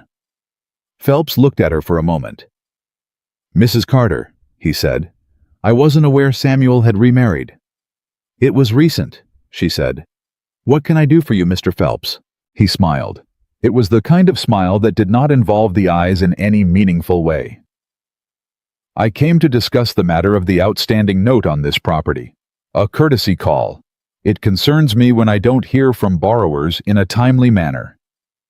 "My husband is aware of the note," Clara said, "and of the timeline you've set. He's in the process of addressing it." "Is he?" Not a question. A response with a particular quality to it, the response of a man who knows something you don't and is deciding whether to tell you. "And how is he addressing it?" "That's a conversation he'll have with you directly," Clara said. Phelps nodded slowly. He was still smiling. "Mrs. Carter, I want to be direct with you. I have a great deal of respect for this family. Samuel Carter is a good man, and he's had a difficult 2 years. I have no desire to cause hardship. My only interest is in protecting the bank's position." "Of course," Clara said. "The note is substantial. The payment I've requested is not unreasonable given the time the debt has been outstanding. I'm sure my husband will be happy to discuss what is and isn't reasonable when he returns," Clara said. "I'll let him know you stopped by." Phelps looked at her for a moment with the look of a man who is trying to determine whether he is being outmaneuvered and by whom. "There's something else," he said. She waited. "I've heard a rumor," he said carefully, "that someone has written a letter to the county seat regarding matters at my bank." He paused. "I want you to know that any such letter would be the product of misunderstanding. My business practices are fully lawful and well documented." Clara held his gaze. "Then a letter to the county seat shouldn't concern you at all," she said pleasantly. The smile did not waver, but something behind it changed. Something sharpened. "No," he said. "Of course not." He put his hat back on. "Good evening, Mrs. Carter. Please tell your husband I look forward to speaking with him." "I'll do that," she said. She closed the door. She stood in the entry hall and breathed slowly and deliberately once, and then again, and then she heard Emily's voice at the top of the stairs. "Clara!" She looked up. Emily was standing at the top of the stairs with Noah on her hip, clearly having heard most of what passed through the closed door with the particular auditory clarity that old houses provided. "He already knows," Emily said, "about the letter." "Yes," Clara said. "What does that mean?"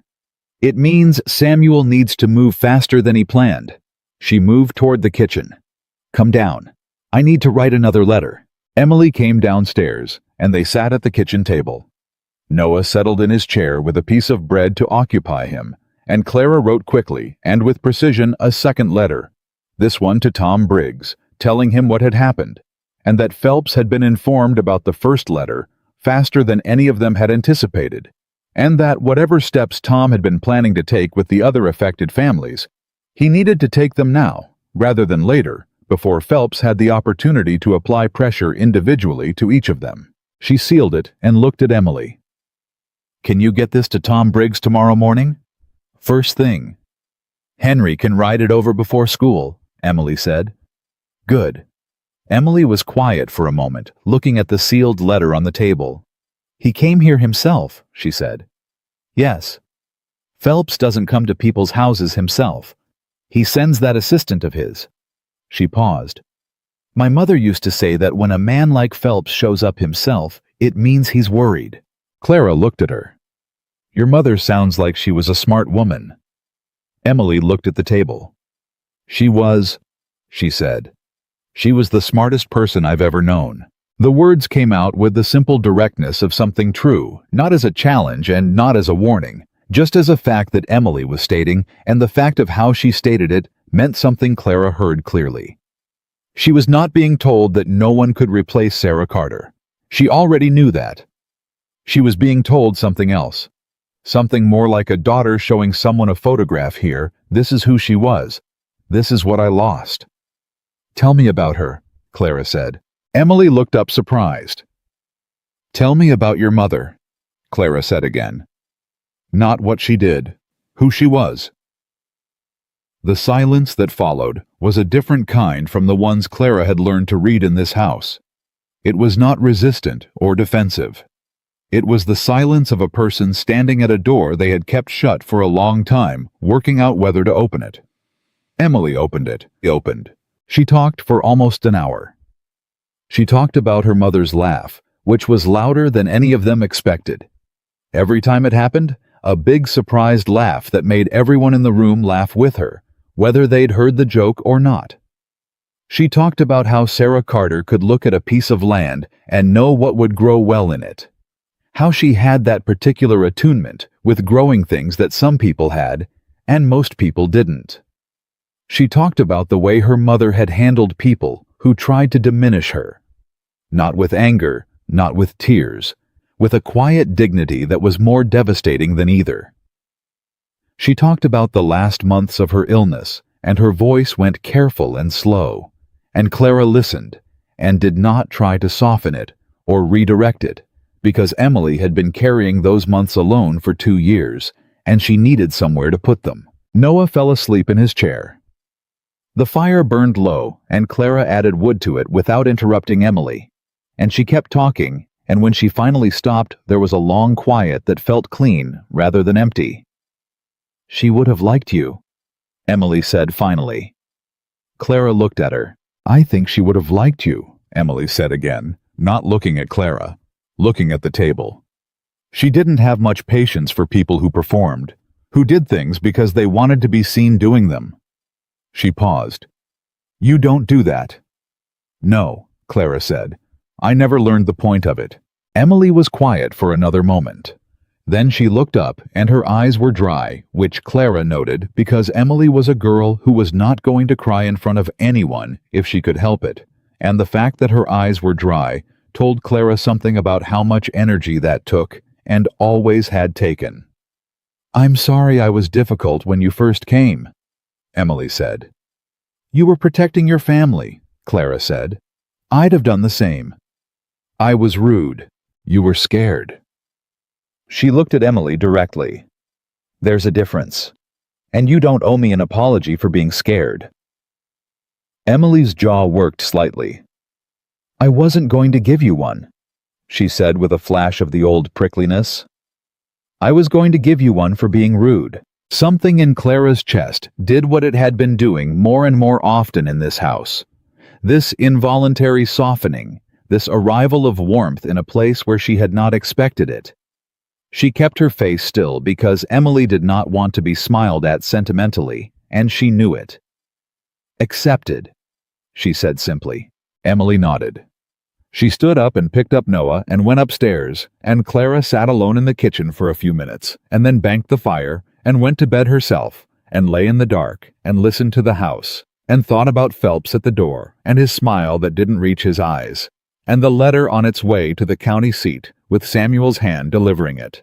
She thought about Emily saying she would have liked you, and the particular weight of those words, and the fact that they were the closest thing to welcome she had received since she stepped off the train, and that they had come from the person whose welcome mattered most. Samuel came back the next afternoon. He came through the door with the cold on his coat, and the look of a man who has covered a lot of miles very quickly and has news, and Clara could tell from the way he looked at her that the news was not simple. "Sit down," she said. "I need to tell you something first." He sat. She told him about Phelps's visit, everything, the words, the manner, the thinly veiled reference to the letter. Samuel's expression darkened as she talked, but he let her finish before he said anything. "He knows," Samuel said. "He knows. Someone at the county seat told him. Or someone who works for him at the county seat told him." He took off his hat and set it on the table. "Which means we have a problem with who's receiving that letter." "Who did you give it to?" she asked. "The land commissioner's office. A man named Aldrich." His jaw tightened. "Who greeted me with the kind of careful courtesy that I've learned to associate with people who are going to do absolutely nothing. Aldrich knows Phelps. They were at school together. The clerk told me without meaning to mention it in passing while I was waiting." Clara absorbed this. "Then the letter went in the wrong direction." "Yes." He looked at her. "But I didn't only go to the land commissioner's office." She waited. "I went to see a lawyer named Crane," he said. Recommended by Jim Haskell, who'd tried to get help 2 years ago and been turned away, but who said Crane had at least listened, which was more than most. He paused. Crane listened for about 10 minutes, and then he asked me something. What? He asked me whether I had documentation of the original loan terms, the paperwork from when the note was first written. Samuel looked at her. The paperwork that Phelps has a copy of, and I have a copy of. You have a copy, Clara said. In the house, in the lockbox in the bedroom. He paused. I've always kept copies of everything. Sarah insisted on it. She said a handshake and a man's word were fine, but paper was better. Clara felt something move in her chest. Sarah Carter again reaching forward from beyond her death, with her practical wisdom, protecting her family, in ways she couldn't have known she'd need to. Did you tell Crane you had it? I told him. He wants to see it. And he wants to see it alongside the copies that Tom Briggs has and whatever the widow Gareth can find. He paused again. And here's the part that matters, Clara. Crane has seen this before. Not from Phelps specifically, but the pattern. He said in his experience when a bank does this to 4 or 5 families in a county, there are usually twice that many who don't know they've been done to yet. And he said, if the railroad survey information was used the way we think it was used, that's not just fraud against individuals. That's a federal matter. The kitchen was very quiet. Federal? Clara said. Federal? Samuel said. She sat with that for a moment. The weight of it. The particular quality of something that had seemed like one family's crisis, revealing itself to be something larger and uglier and more significant than any of them had understood when Tom Briggs showed up at the door 3 days ago. Can Crane help? She said. He's willing to try. He can't promise anything. But he's willing to look at what we have and determine whether there's enough to take to the federal level. He's coming here. Next week. Phelps will hear about that too, she said. Probably. But Crane says that's all right. He says when a man like Phelps feels cornered, he makes mistakes. Samuel looked at the table. The question is whether he makes them before the 30 days are up or after. We need to talk to the widow Gareth ourselves, Clara said, before Phelps does. If he finds out Crane is coming, his first move will be to pressure the weaker parties individually. She's the most isolated. She's the one he'll go to first. I'll ride out tomorrow. We'll ride out tomorrow, Clara said. Samuel looked at her. 2 people showing up to say you're not alone is different from one, she said. And I want to meet her. He held her gaze for a moment. Then he nodded. All right. They told the children at dinner that evening that some business matters were being attended to and that everything was being handled, which was the truth in both its parts, and the children received this with varying degrees of credulity and acceptance. Henry, who was 14 and not fooled by generalities, caught Clara's eye at one point during dinner with a look that said he knew there was more happening than he was being told, and she met his look steadily, which was as much as she could give him. Right now, the steadiness of her own presence, the signal that whatever was happening was being managed by the adults in his life, which he was not yet whatever the past 2 years had required of him. After dinner, Emily pulled Clara aside in the kitchen. Is it bad? She said quietly. It's complicated, Clara said. But there are more people working on it now. That's better than where we were 2 days ago. Emily studied her face. She was very good at reading faces, this girl. It was one of her self-defense mechanisms, the ability to detect when she was being given a softened version of the truth. You're not scared, she said. No. Why not? Clara thought about this honestly. Because scared doesn't help. And because I've seen what this family is made of. She looked at Emily. You've been running this house for 2 years. Your father's fighting a man who has money and connections and a head start. And you're still all here. That's not nothing. Emily looked at her. Something in her face was very young, suddenly younger than 17, the face under the face she showed the world. What if it's not enough? She said. It's enough, Clara said. With the right help, it's enough. It was not a promise. She was careful not to let it be a promise. But Emily heard what was in it. The substance of it, the real weight behind the words. And she nodded, and went to finish the dishes. And Clara watched her, and felt the familiar combination of admiration and heartache that Emily Carter reliably produced in her. The ride to the Widow Gareth's the next morning was cold, clear, and fast. Samuel drove and Clara sat beside him on the wagon seat, and they talked about what they knew and what they didn't know and what they needed to find out, the practical talk of two people who have a task in front of them and are using the time between here and there to prepare for it. It was different from their early conversations, those careful testing exchanges where both of them had been measuring the other without fully knowing they were doing it. This was something past that stage, something that had found its level. At one point, Samuel said without looking at her, "You handled Phelps well," at the door. "I didn't handle him," she said. "I held the line." "That's handling him." She looked out at the road ahead. "He's used to people moving when he arrives," she said. "Most people do. Not because he's physically threatening, because he's the kind of man who has made himself seem inevitable. Like there's no point in pushing back because he always gets what he wants eventually." She paused. "That's a belief he's managed to put into people. It's not actually true." Samuel was quiet for a moment. "How do you know?" "Because he came to the house himself," she said. "When a man who usually sends his assistant comes himself, he's already uncertain. He's already losing ground somewhere, and he knows it." She adjusted her coat. "He didn't come to frighten me. He came to look at what he's dealing with." "And what did he find?" "Something he wasn't expecting," she said. Samuel looked at her then. A sideways look, brief, but with something in it that she had started to recognize, that particular quality of his attention when it settled on her. The look of a man who keeps finding that what he expected, and what is there, are two different things, and has moved past being surprised by it into something more like careful appreciation. He looked back at the road. They reached the Widow Gareth's property by mid-morning, a small homestead that told its story clearly, in the way these places always did, the story of someone trying to hold on with insufficient resources, of things patched and repatched, and still in need of more patching. A woman came to the door before they'd finished coming to a stop, which told Clara she'd been watching, which told Clara she was scared. Josephine Gareth was maybe 55, with the particular thinness of someone who has been under sustained pressure for so long it had changed the way she occupied her body, and she looked at Samuel and then at Clara with eyes that were careful and exhausted and still sharp underneath. "Samuel," she said, "I heard you went to the county seat." "I did," he said.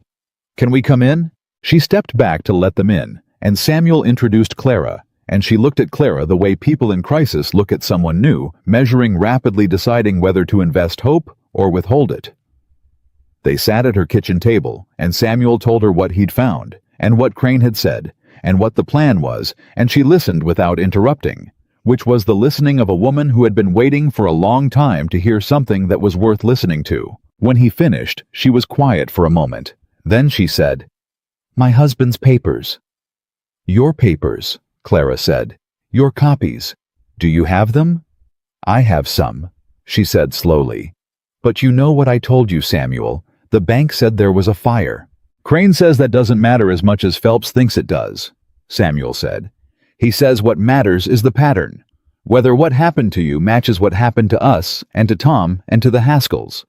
He says patterns are harder to dismiss than individual cases." Josephine looked at the table. Her hands were folded in front of her, and she looked at them for a long time. "He's been here," she said quietly. "Phelps." Clara and Samuel both went still. "This morning?" Clara said. "Last night." Josephine looked up. "He said if I cooperated with any complaint against the bank, he would accelerate my timeline, and I'd lose the house in 60 days instead of 6 months. The kitchen was very quiet. "He threatened you," Clara said. "He was very polite about it." A sound that was not quite a laugh. "He's always very polite." Samuel's jaw was tight. Clara looked at him, and then back at Josephine. "Mrs. Gareth," she said, "did he put any of that in writing?" Josephine looked at her. "No." "Did he bring his assistant, anyone who was present?" "No, he came alone." Clara nodded slowly. "All right," she said. "Then what he said to you last night is still just words. and a threat made by a man who's scared is different from a threat made by a man who's certain. She looked at Josephine steadily. He's scared, Mrs. Gareth. He came to your house himself. He came to mine himself. He doesn't do that when he's winning. Josephine Gareth looked at her for a long moment. Who are you? She said, not unkindly, just with the genuine curiosity of a woman who has not expected to find this particular kind of person at her kitchen table on a cold Tuesday morning. Just someone who moved here recently, Clara said, and intends to stay. Josephine looked at Samuel. Something passed between them, the look of two people who have known each other long enough to communicate in shorthand. Then Josephine looked back at Clara. All right, she said. What do you need from me? She brought out her papers. They spent 2 hours at Josephine's kitchen table, going through everything she had, every document and letter and note in her own handwriting of conversations she'd had with the bank, and Clara organized it, and Samuel corroborated what connected to his own case, and by the time they left, they had more than they'd come with, substantially more. In the wagon on the way back, Samuel said, You told her he was scared. He is, Clara said. Are you sure? She thought about Phelps at the door. The smile that didn't reach his eyes. The careful way he'd mentioned the letter, not as a warning exactly, more as a test checking whether she already knew.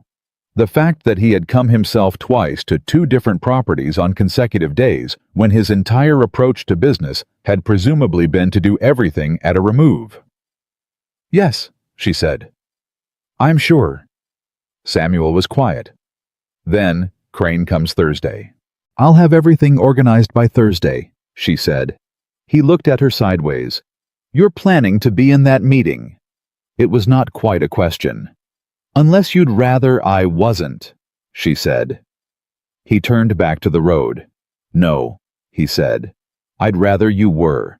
They drove the rest of the way home in a silence that had in it everything they weren't saying yet, all the things that had been building since the train platform and the kitchen table and the door held against Gerald Phelps, and Clara sat with it and did not push it because she had learned in this house that the things worth having were worth waiting for.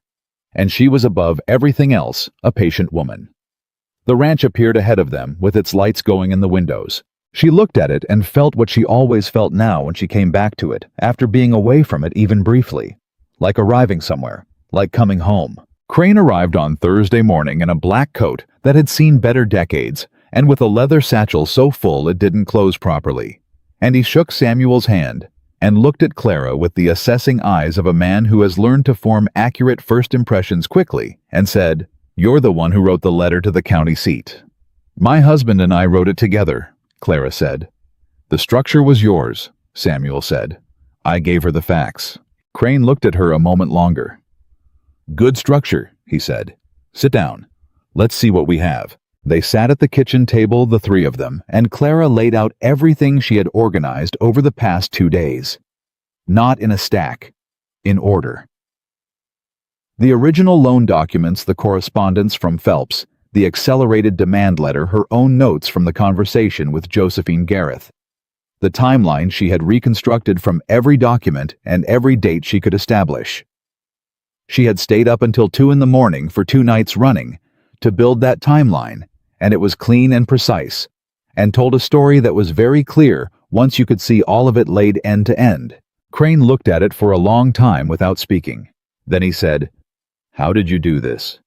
I organized what we had, Clara said. Most people bring me a box and tell me to figure it out. He turned a page. This is already figured out. The timeline was the important thing, she said. Once you put the dates in order, the pattern is obvious.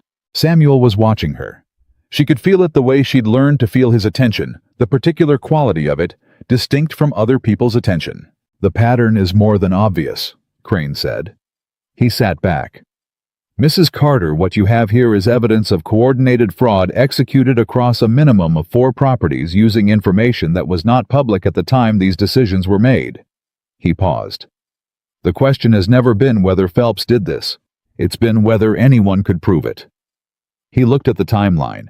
This is closer to proof than anything I've seen in 2 years of trying to build this case. The kitchen went very quiet. "You've been building a case," Samuel said. "Quietly," Crane said. "For 2 years, because Phelps has connections at the county seat and I needed something that couldn't be made to disappear into an administrative drawer." He looked at the timeline again. "This can't be made to disappear. This is documented, dated, and corroborated across multiple parties." "What does that mean for the 30 days?" Clara asked. "It means I file an injunction today to halt any foreclosure proceedings pending investigation." He picked up the papers. "It means Gerald Phelps does not touch the south pasture or anyone else's land while this is under review." He looked at Samuel. "And it means you need to be prepared for him to come at you sideways. He can't come at you directly anymore, but he'll try something." "He already has," Samuel said. "He went to Josephine Gareth and threatened to accelerate her timeline if she cooperated." Crane's expression sharpened. "Did she document that?" "No. He came alone and said nothing in writing." "Did she tell anyone immediately after, a neighbor? Anyone who could attest to what she said the same day?" Clara and Samuel looked at each other. "She told us," Clara said. "The morning after. She described the conversation in detail." "That's something," Crane said. "Not as strong as a witness present at the time, but it establishes the pattern of pressure." He was making notes now rapidly in a handwriting so compressed it was almost its own language. "I need to speak with Mrs. Gareth directly, and with Tom Briggs and Jim Haskell." He looked at Samuel. "Can you get them together?" "When?" "Tonight," Crane said. "If we're moving, we move now, before Phelps knows what he's dealing with." Samuel looked at Clara. She nodded. "Tonight," Samuel said. Crane left within the hour to make his own preparations, and Samuel went to ride to the Haskell place, and from there to Tom Briggs, and they agreed that Josephine Gareth would be reached by midday and brought to the Carter Ranch that evening, and Clara was left alone in the kitchen with the documents and the timeline and the particular quality of a morning that had shifted something fundamental while still looking from the outside like an ordinary morning. Emily came in and looked at the table and then at Clara. "Crane left already." "He'll be back tonight," Clara said, "with everyone." Emily stood at the edge of the kitchen. She was holding a mending basket, and she set it down on the counter and looked at Clara with the direct, undefended look that had been coming more easily to her over the past week. "Is it going to work?" Clara folded the timeline and picked up the documents. "I think so," she said. "Crane has been building toward this for 2 years. We gave him what he needed to move. What if Phelps does something before tonight? Then we deal with it." Clara looked at her. "Emily, whatever happens today, your father is not facing this alone. That matters more than you might think." Emily was quiet for a moment. Then, "You did that. Your father did that. He made the decision to fight." "He'd made that decision for 2 years," Emily said. "He didn't know how to move on it until you got here." She said it flatly, as simple fact, not as compliment, the way Emily said most true things. She picked up her mending basket and went to the parlor, and Clara stood in the kitchen and let that settle in the way true things settle quietly and without fanfare. She spent the afternoon cooking, not for any ceremonious reason, because there were going to be 6 adults in her kitchen that evening who had all been under significant strain for varying lengths of time, and people thought more clearly when they were fed, and she could do this thing, and so she did it. She made 2 pots of soup. She made bread.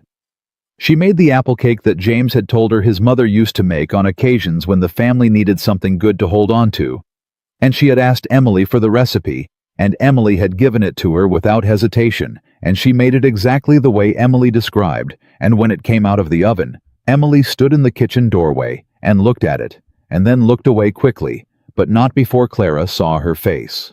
"It smells right," Emily said. "Your recipe," Clara said. "My mother's recipe." A pause. "Same thing, I suppose."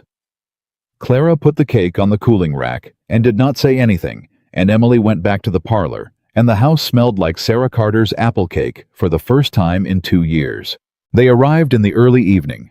Tom Briggs and Jim Haskell together, Josephine Gareth in Tom's wagon, and Crane with his satchel that still didn't close properly, and 2 more documents than he'd had that morning. Samuel met them at the door, and Clara had the table set and the soup ready, and coffee on the stove. And they came in and sat, and she fed them before Crane opened his satchel, because she had decided that was the right order of things, and no one argued with it. Josephine Gareth sat next to Clara and touched her arm before she sat down. "Thank you for coming to see me," she said quietly. "It mattered. What you said mattered." "I meant it," Clara said. "I know you did. That's why it mattered." They ate. The children had been fed earlier, and the older 3 had been told they could read in the parlor, but not interrupt, and Henry had received this instruction with the look of someone who fully intended to be near the kitchen doorway for as much of the evening as possible, which Clara noted and chose not to comment on, because he was 14, and he had a stake in this, and the knowledge that something was happening was preferable to the not knowing. When the soup was done and the coffee was poured, Crane laid out what he had. He laid it out clearly and precisely the way Clara had organized the documents and the way she had come to recognize as his particular mode the comprehensive plainness of a man who dealt in facts because facts were what he had. He told them about the injunction. He told them about the federal angle, the railroad survey information, and how its private use constituted fraud that moved the matter beyond county jurisdiction into something that Phelps's connections at the county seat could not easily reach. He told them what he needed from each of them, and he told them what the likely timeline was, and he told them honestly that nothing was certain, and that Phelps would fight and had resources to fight with, but that what they had assembled in the past 72 hours was stronger than anything he had managed to put together in 2 years of working this case. Tom Briggs said, "What started the 72 hours?" Crane looked at Clara. So did everyone else at the table.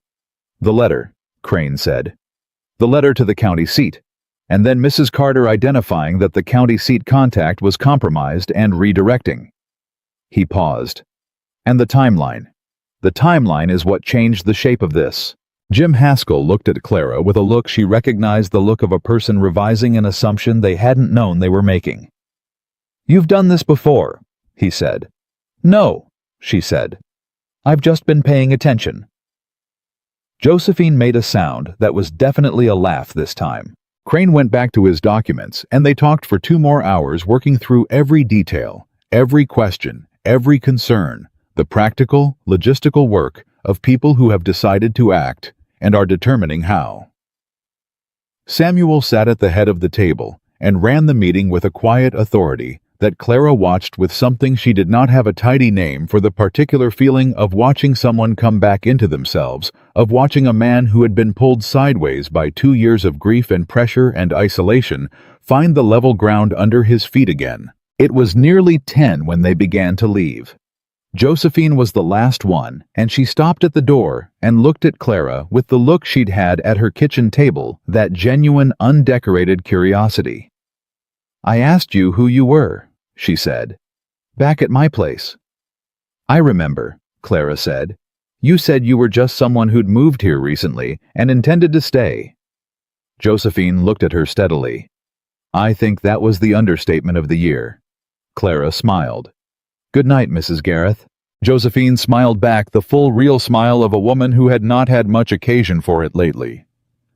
"Good night, Mrs. Carter." She went out into the cold, and Samuel closed the door and turned around. The kitchen was quiet. Crane was gone. Tom and Jim were gone. Josephine was in Tom's wagon, rattling down the road. The house was theirs again. Samuel stood by the door and looked at Clara across the kitchen, and neither of them said anything for a moment. Then Henry appeared in the kitchen doorway from the parlor. "Well," he said. Samuel looked at his son. "We're going to be all right," he said. Henry looked at him. Then he looked at Clara. Something in his face that was very young and very old, at the same time the face of a boy who has been carrying the fear of losing everything that was left and has just been told he might be able to put it down.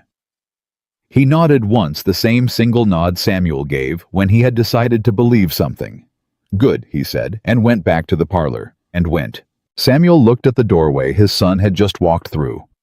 His face was doing something quiet and interior that Clara did not look at directly, because it was private, and she respected private. She picked up the coffee cups from the table and took them to the basin. "Clara," he said. She looked over at him. He was still standing by the door. His hat was on the hook and his coat was off, and he looked like a man who has had something heavy taken off his shoulders, so recently he still hasn't worked out what to do with the uprightness of standing without it. "I don't know how to say what I want to say," he said. "You don't have to say it," she said. "I want to." He looked at her. "When I wrote that letter, to the agency in Cheyenne." He paused. "I told myself I was doing it because the children needed someone. That's true. That's part of it." He stopped again. The stopping of a man who doesn't have many words for the thing he's trying to say because he has not let himself think it until right now. "But I think I was also doing it because I was. I was disappearing. Slowly into the work and the debt and the grief, and I couldn't find a way to stop disappearing, and I thought maybe if I wrote the letter, maybe someone would come who would." He looked at the table. "I didn't know what I was asking for. I don't think I could have said what I was asking for." The kitchen was very quiet. "Samuel," she said carefully, "I know this isn't. I know we started this as a practical arrangement," he said. "I know I don't have the right to say more than that without—" He stopped. "I'm not doing this well." "You're doing fine," she said. "Clara." He looked at her directly. "I want you to stay. Not because the children need you, not because the household runs better, not because you write better letters than I do, though all of those things are true." He held her gaze. "I want you to stay, because when I come in from outside and you're in this kitchen, this house feels like what it's supposed to feel like. And I haven't had that in 2 years, and His jaw tightened slightly. "I don't want to go back to not having it." She held his gaze across the kitchen. She had not expected this. Not tonight, not in the middle of everything else. And yet she found that she was not surprised, not in the way that upends you, because some things you feel coming before they arrive the way you feel weather before the sky changes. "I told you when I arrived," she said. "I'm not the kind of person who leaves." "That's not the same as what I'm asking." "No," she said. "It's not." She set the cup down. "What you're asking is whether I want to be here. Not whether I'll stay out of duty or obligation." "Yes," he said. "That's what I'm asking." She looked at him. This tired, honest, stubborn man who had written 4 sentences and meant every one of them. Who had given her his hand at the train platform and taken the heavier bag. Who had said "we" when she'd offered it and had meant it from the moment he said it. Whose children had given her piece by piece the most unguarded and unperformable gift there is, which is simply being trusted. "Yes," she said. "Samuel, I want to be here." He breathed out slowly. And it was the same sound she had heard from the top of the stairs that night weeks ago, the sound of something put down after too long. Except this time she was in the room for it, and she was not looking away. He crossed the kitchen in 3 steps and took her hand and held it the way he'd held it at the train platform, firmly, like something he meant. He didn't say anything else. He didn't need to.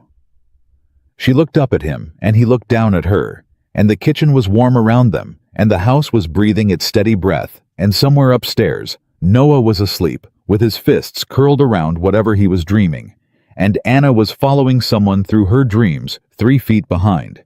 And James was on his side with the covers pulled up, and Lily was talking in her sleep the way she did, and Maggie was awake reading by the sound of it, and probably had been for an hour, and Emily was in her room with the lamp still on. All of them present. All of them here. Samuel brought her hand up briefly, a gesture that was quiet and deliberate, and then held it between both of his. And Clara felt the warmth of it go all the way through her. Not like a thing arriving from outside, but like a thing she had been carrying, without knowing it, finally recognized. The hard part was not over. She knew that. Crane had work to do, and Phelps would fight, and the 30 days were not yet done, and the spring planting was still ahead, and the garden needed to be put back, and Emily needed to go back to school, and Noah needed time, and 1,000 ordinary things needed to happen in the ordinary difficult way that things happen on a working ranch in Montana in the last years of a century. She knew all of that, and she was not afraid of any of it. 3 weeks later, the federal complaint was filed. Crane moved it through channels that Gerald Phelps' county seat connections could not reach, because Crane had spent 2 years quietly identifying exactly which channels those were and building the approach that went around them. The injunction held. The foreclosure proceedings against the Carter Ranch, the Gareth property, and the Haskell East pasture were suspended pending investigation. Phelps came to the Carter Ranch one more time. He came alone in the middle of a Wednesday afternoon, and Clara answered the door, and he stood on the porch with his careful suit and his smile that didn't reach his eyes, and looked at her as if he were trying to determine where the error had entered his calculations. "Mrs. Carter," he said. "Mr. Phelps," she said.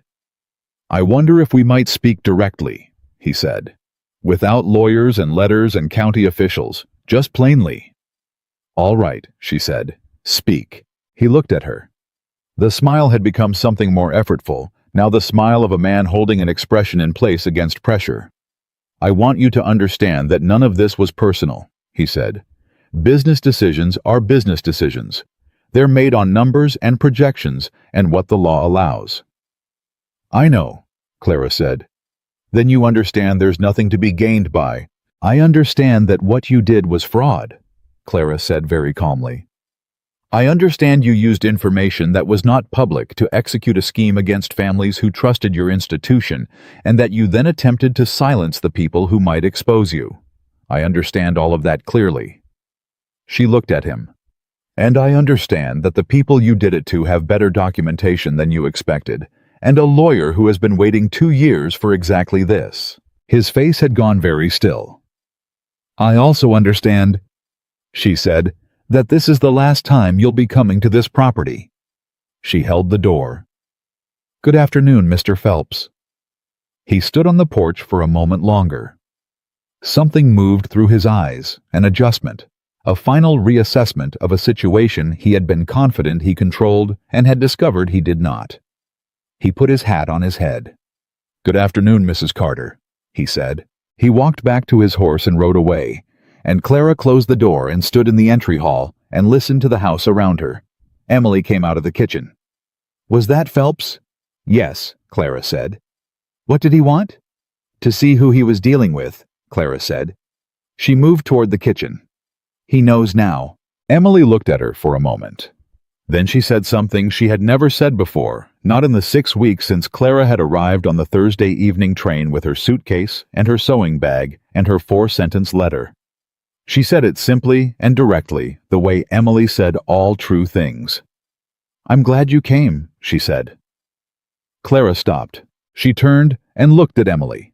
This girl, who had kept this family alive through 2 of the hardest years of her life, who had fought Clara's presence with everything she had, because she loved her family too much to let them be hurt again, who had stood at the dish basin and talked about her mother's garden, and given Clara every recipe and every household truth she had as the wall between them came down 1 brick at a time. "So am I," Clara said. "Emily." "So am I." Emily nodded the matter-of-fact nod of someone who has said the thing they meant to say, and is done performing it, and went back to the kitchen. 2 months later, in the early days of February, Gerald Phelps resigned from the bank under pressure from a federal inquiry that Crane had shepherded through the right offices with the quiet efficiency of a man who had been waiting a long time to do it. The railroad survey was published in January as expected, and the corridor it ran through included the Carter South pasture and the Haskell East 40, and the land behind Josephine Gareth's house that she had been about to lose. Their land was worth considerably more than it had been in November. Their land was still theirs. On the morning the newspaper arrived with the story of Phelps's resignation, Samuel read it at the kitchen table while Clara made breakfast and the children moved around them in the ordinary choreography of a Carter morning. Henry eating standing up and being told twice to sit down. Maggie reading while she ate, which was not allowed, but happened every morning anyway. James telling a story about something at school that involved 3 different voices for 3 different characters. Lily making sure Anna had enough of everything. Noah sitting beside Clara with his spoon and his serious eyes. Samuel read the article twice. He set the newspaper down. He looked at Clara. "It's done," he said. She looked at him over the stove. "It's done," she said. Noah looked up from his bowl. He looked at Clara. He had been looking at her a little differently for the past week, with something in the look that was building toward something, the way you could see a word forming in a very small child before they were ready to say it. He opened his mouth. "Clara," he said. The kitchen went completely silent. Every single person at that table stopped moving. Henry with his fork halfway to his mouth. Maggie with her page unturned. James mid-sentence. Even Lily stopped and looked. It was the first word anyone in that kitchen had ever heard Noah Carter say to anyone who was not Emily. Samuel's face did something she had never seen it do before. Something open and undone and completely unguarded the face under the face. And he looked at Noah and then at Clara. And she was looking at Noah, who was looking back at her with those dark eyes that were so serious and so present and had always understood more than anyone gave them credit for. "Good morning, Noah," she said very quietly, as if this were simply the most ordinary thing in the world, as if 2-year-old boys said her name every morning while their families went still around them. Noah looked at her for another moment. Then he picked up his spoon and went back to his oatmeal. The kitchen started breathing again. Henry put his fork in his mouth. Maggie turned her page. James finished his sentence. Lily started making sure Anna had enough of everything again. Samuel reached across the table and covered Clara's hand with his right there at the breakfast table with all 7 of his children present. And she turned her hand over and held his, and nobody said anything about it because nobody needed to. This was the Carter family. All 9 of them. At the table that Clara had first sat down at 6 weeks ago as a stranger on a Thursday evening in November, a plus-size woman from Cheyenne with a suitcase and a sewing bag and 4 sentences, and the unshakable, unspoken, absolute certainty that the people in this house were worth every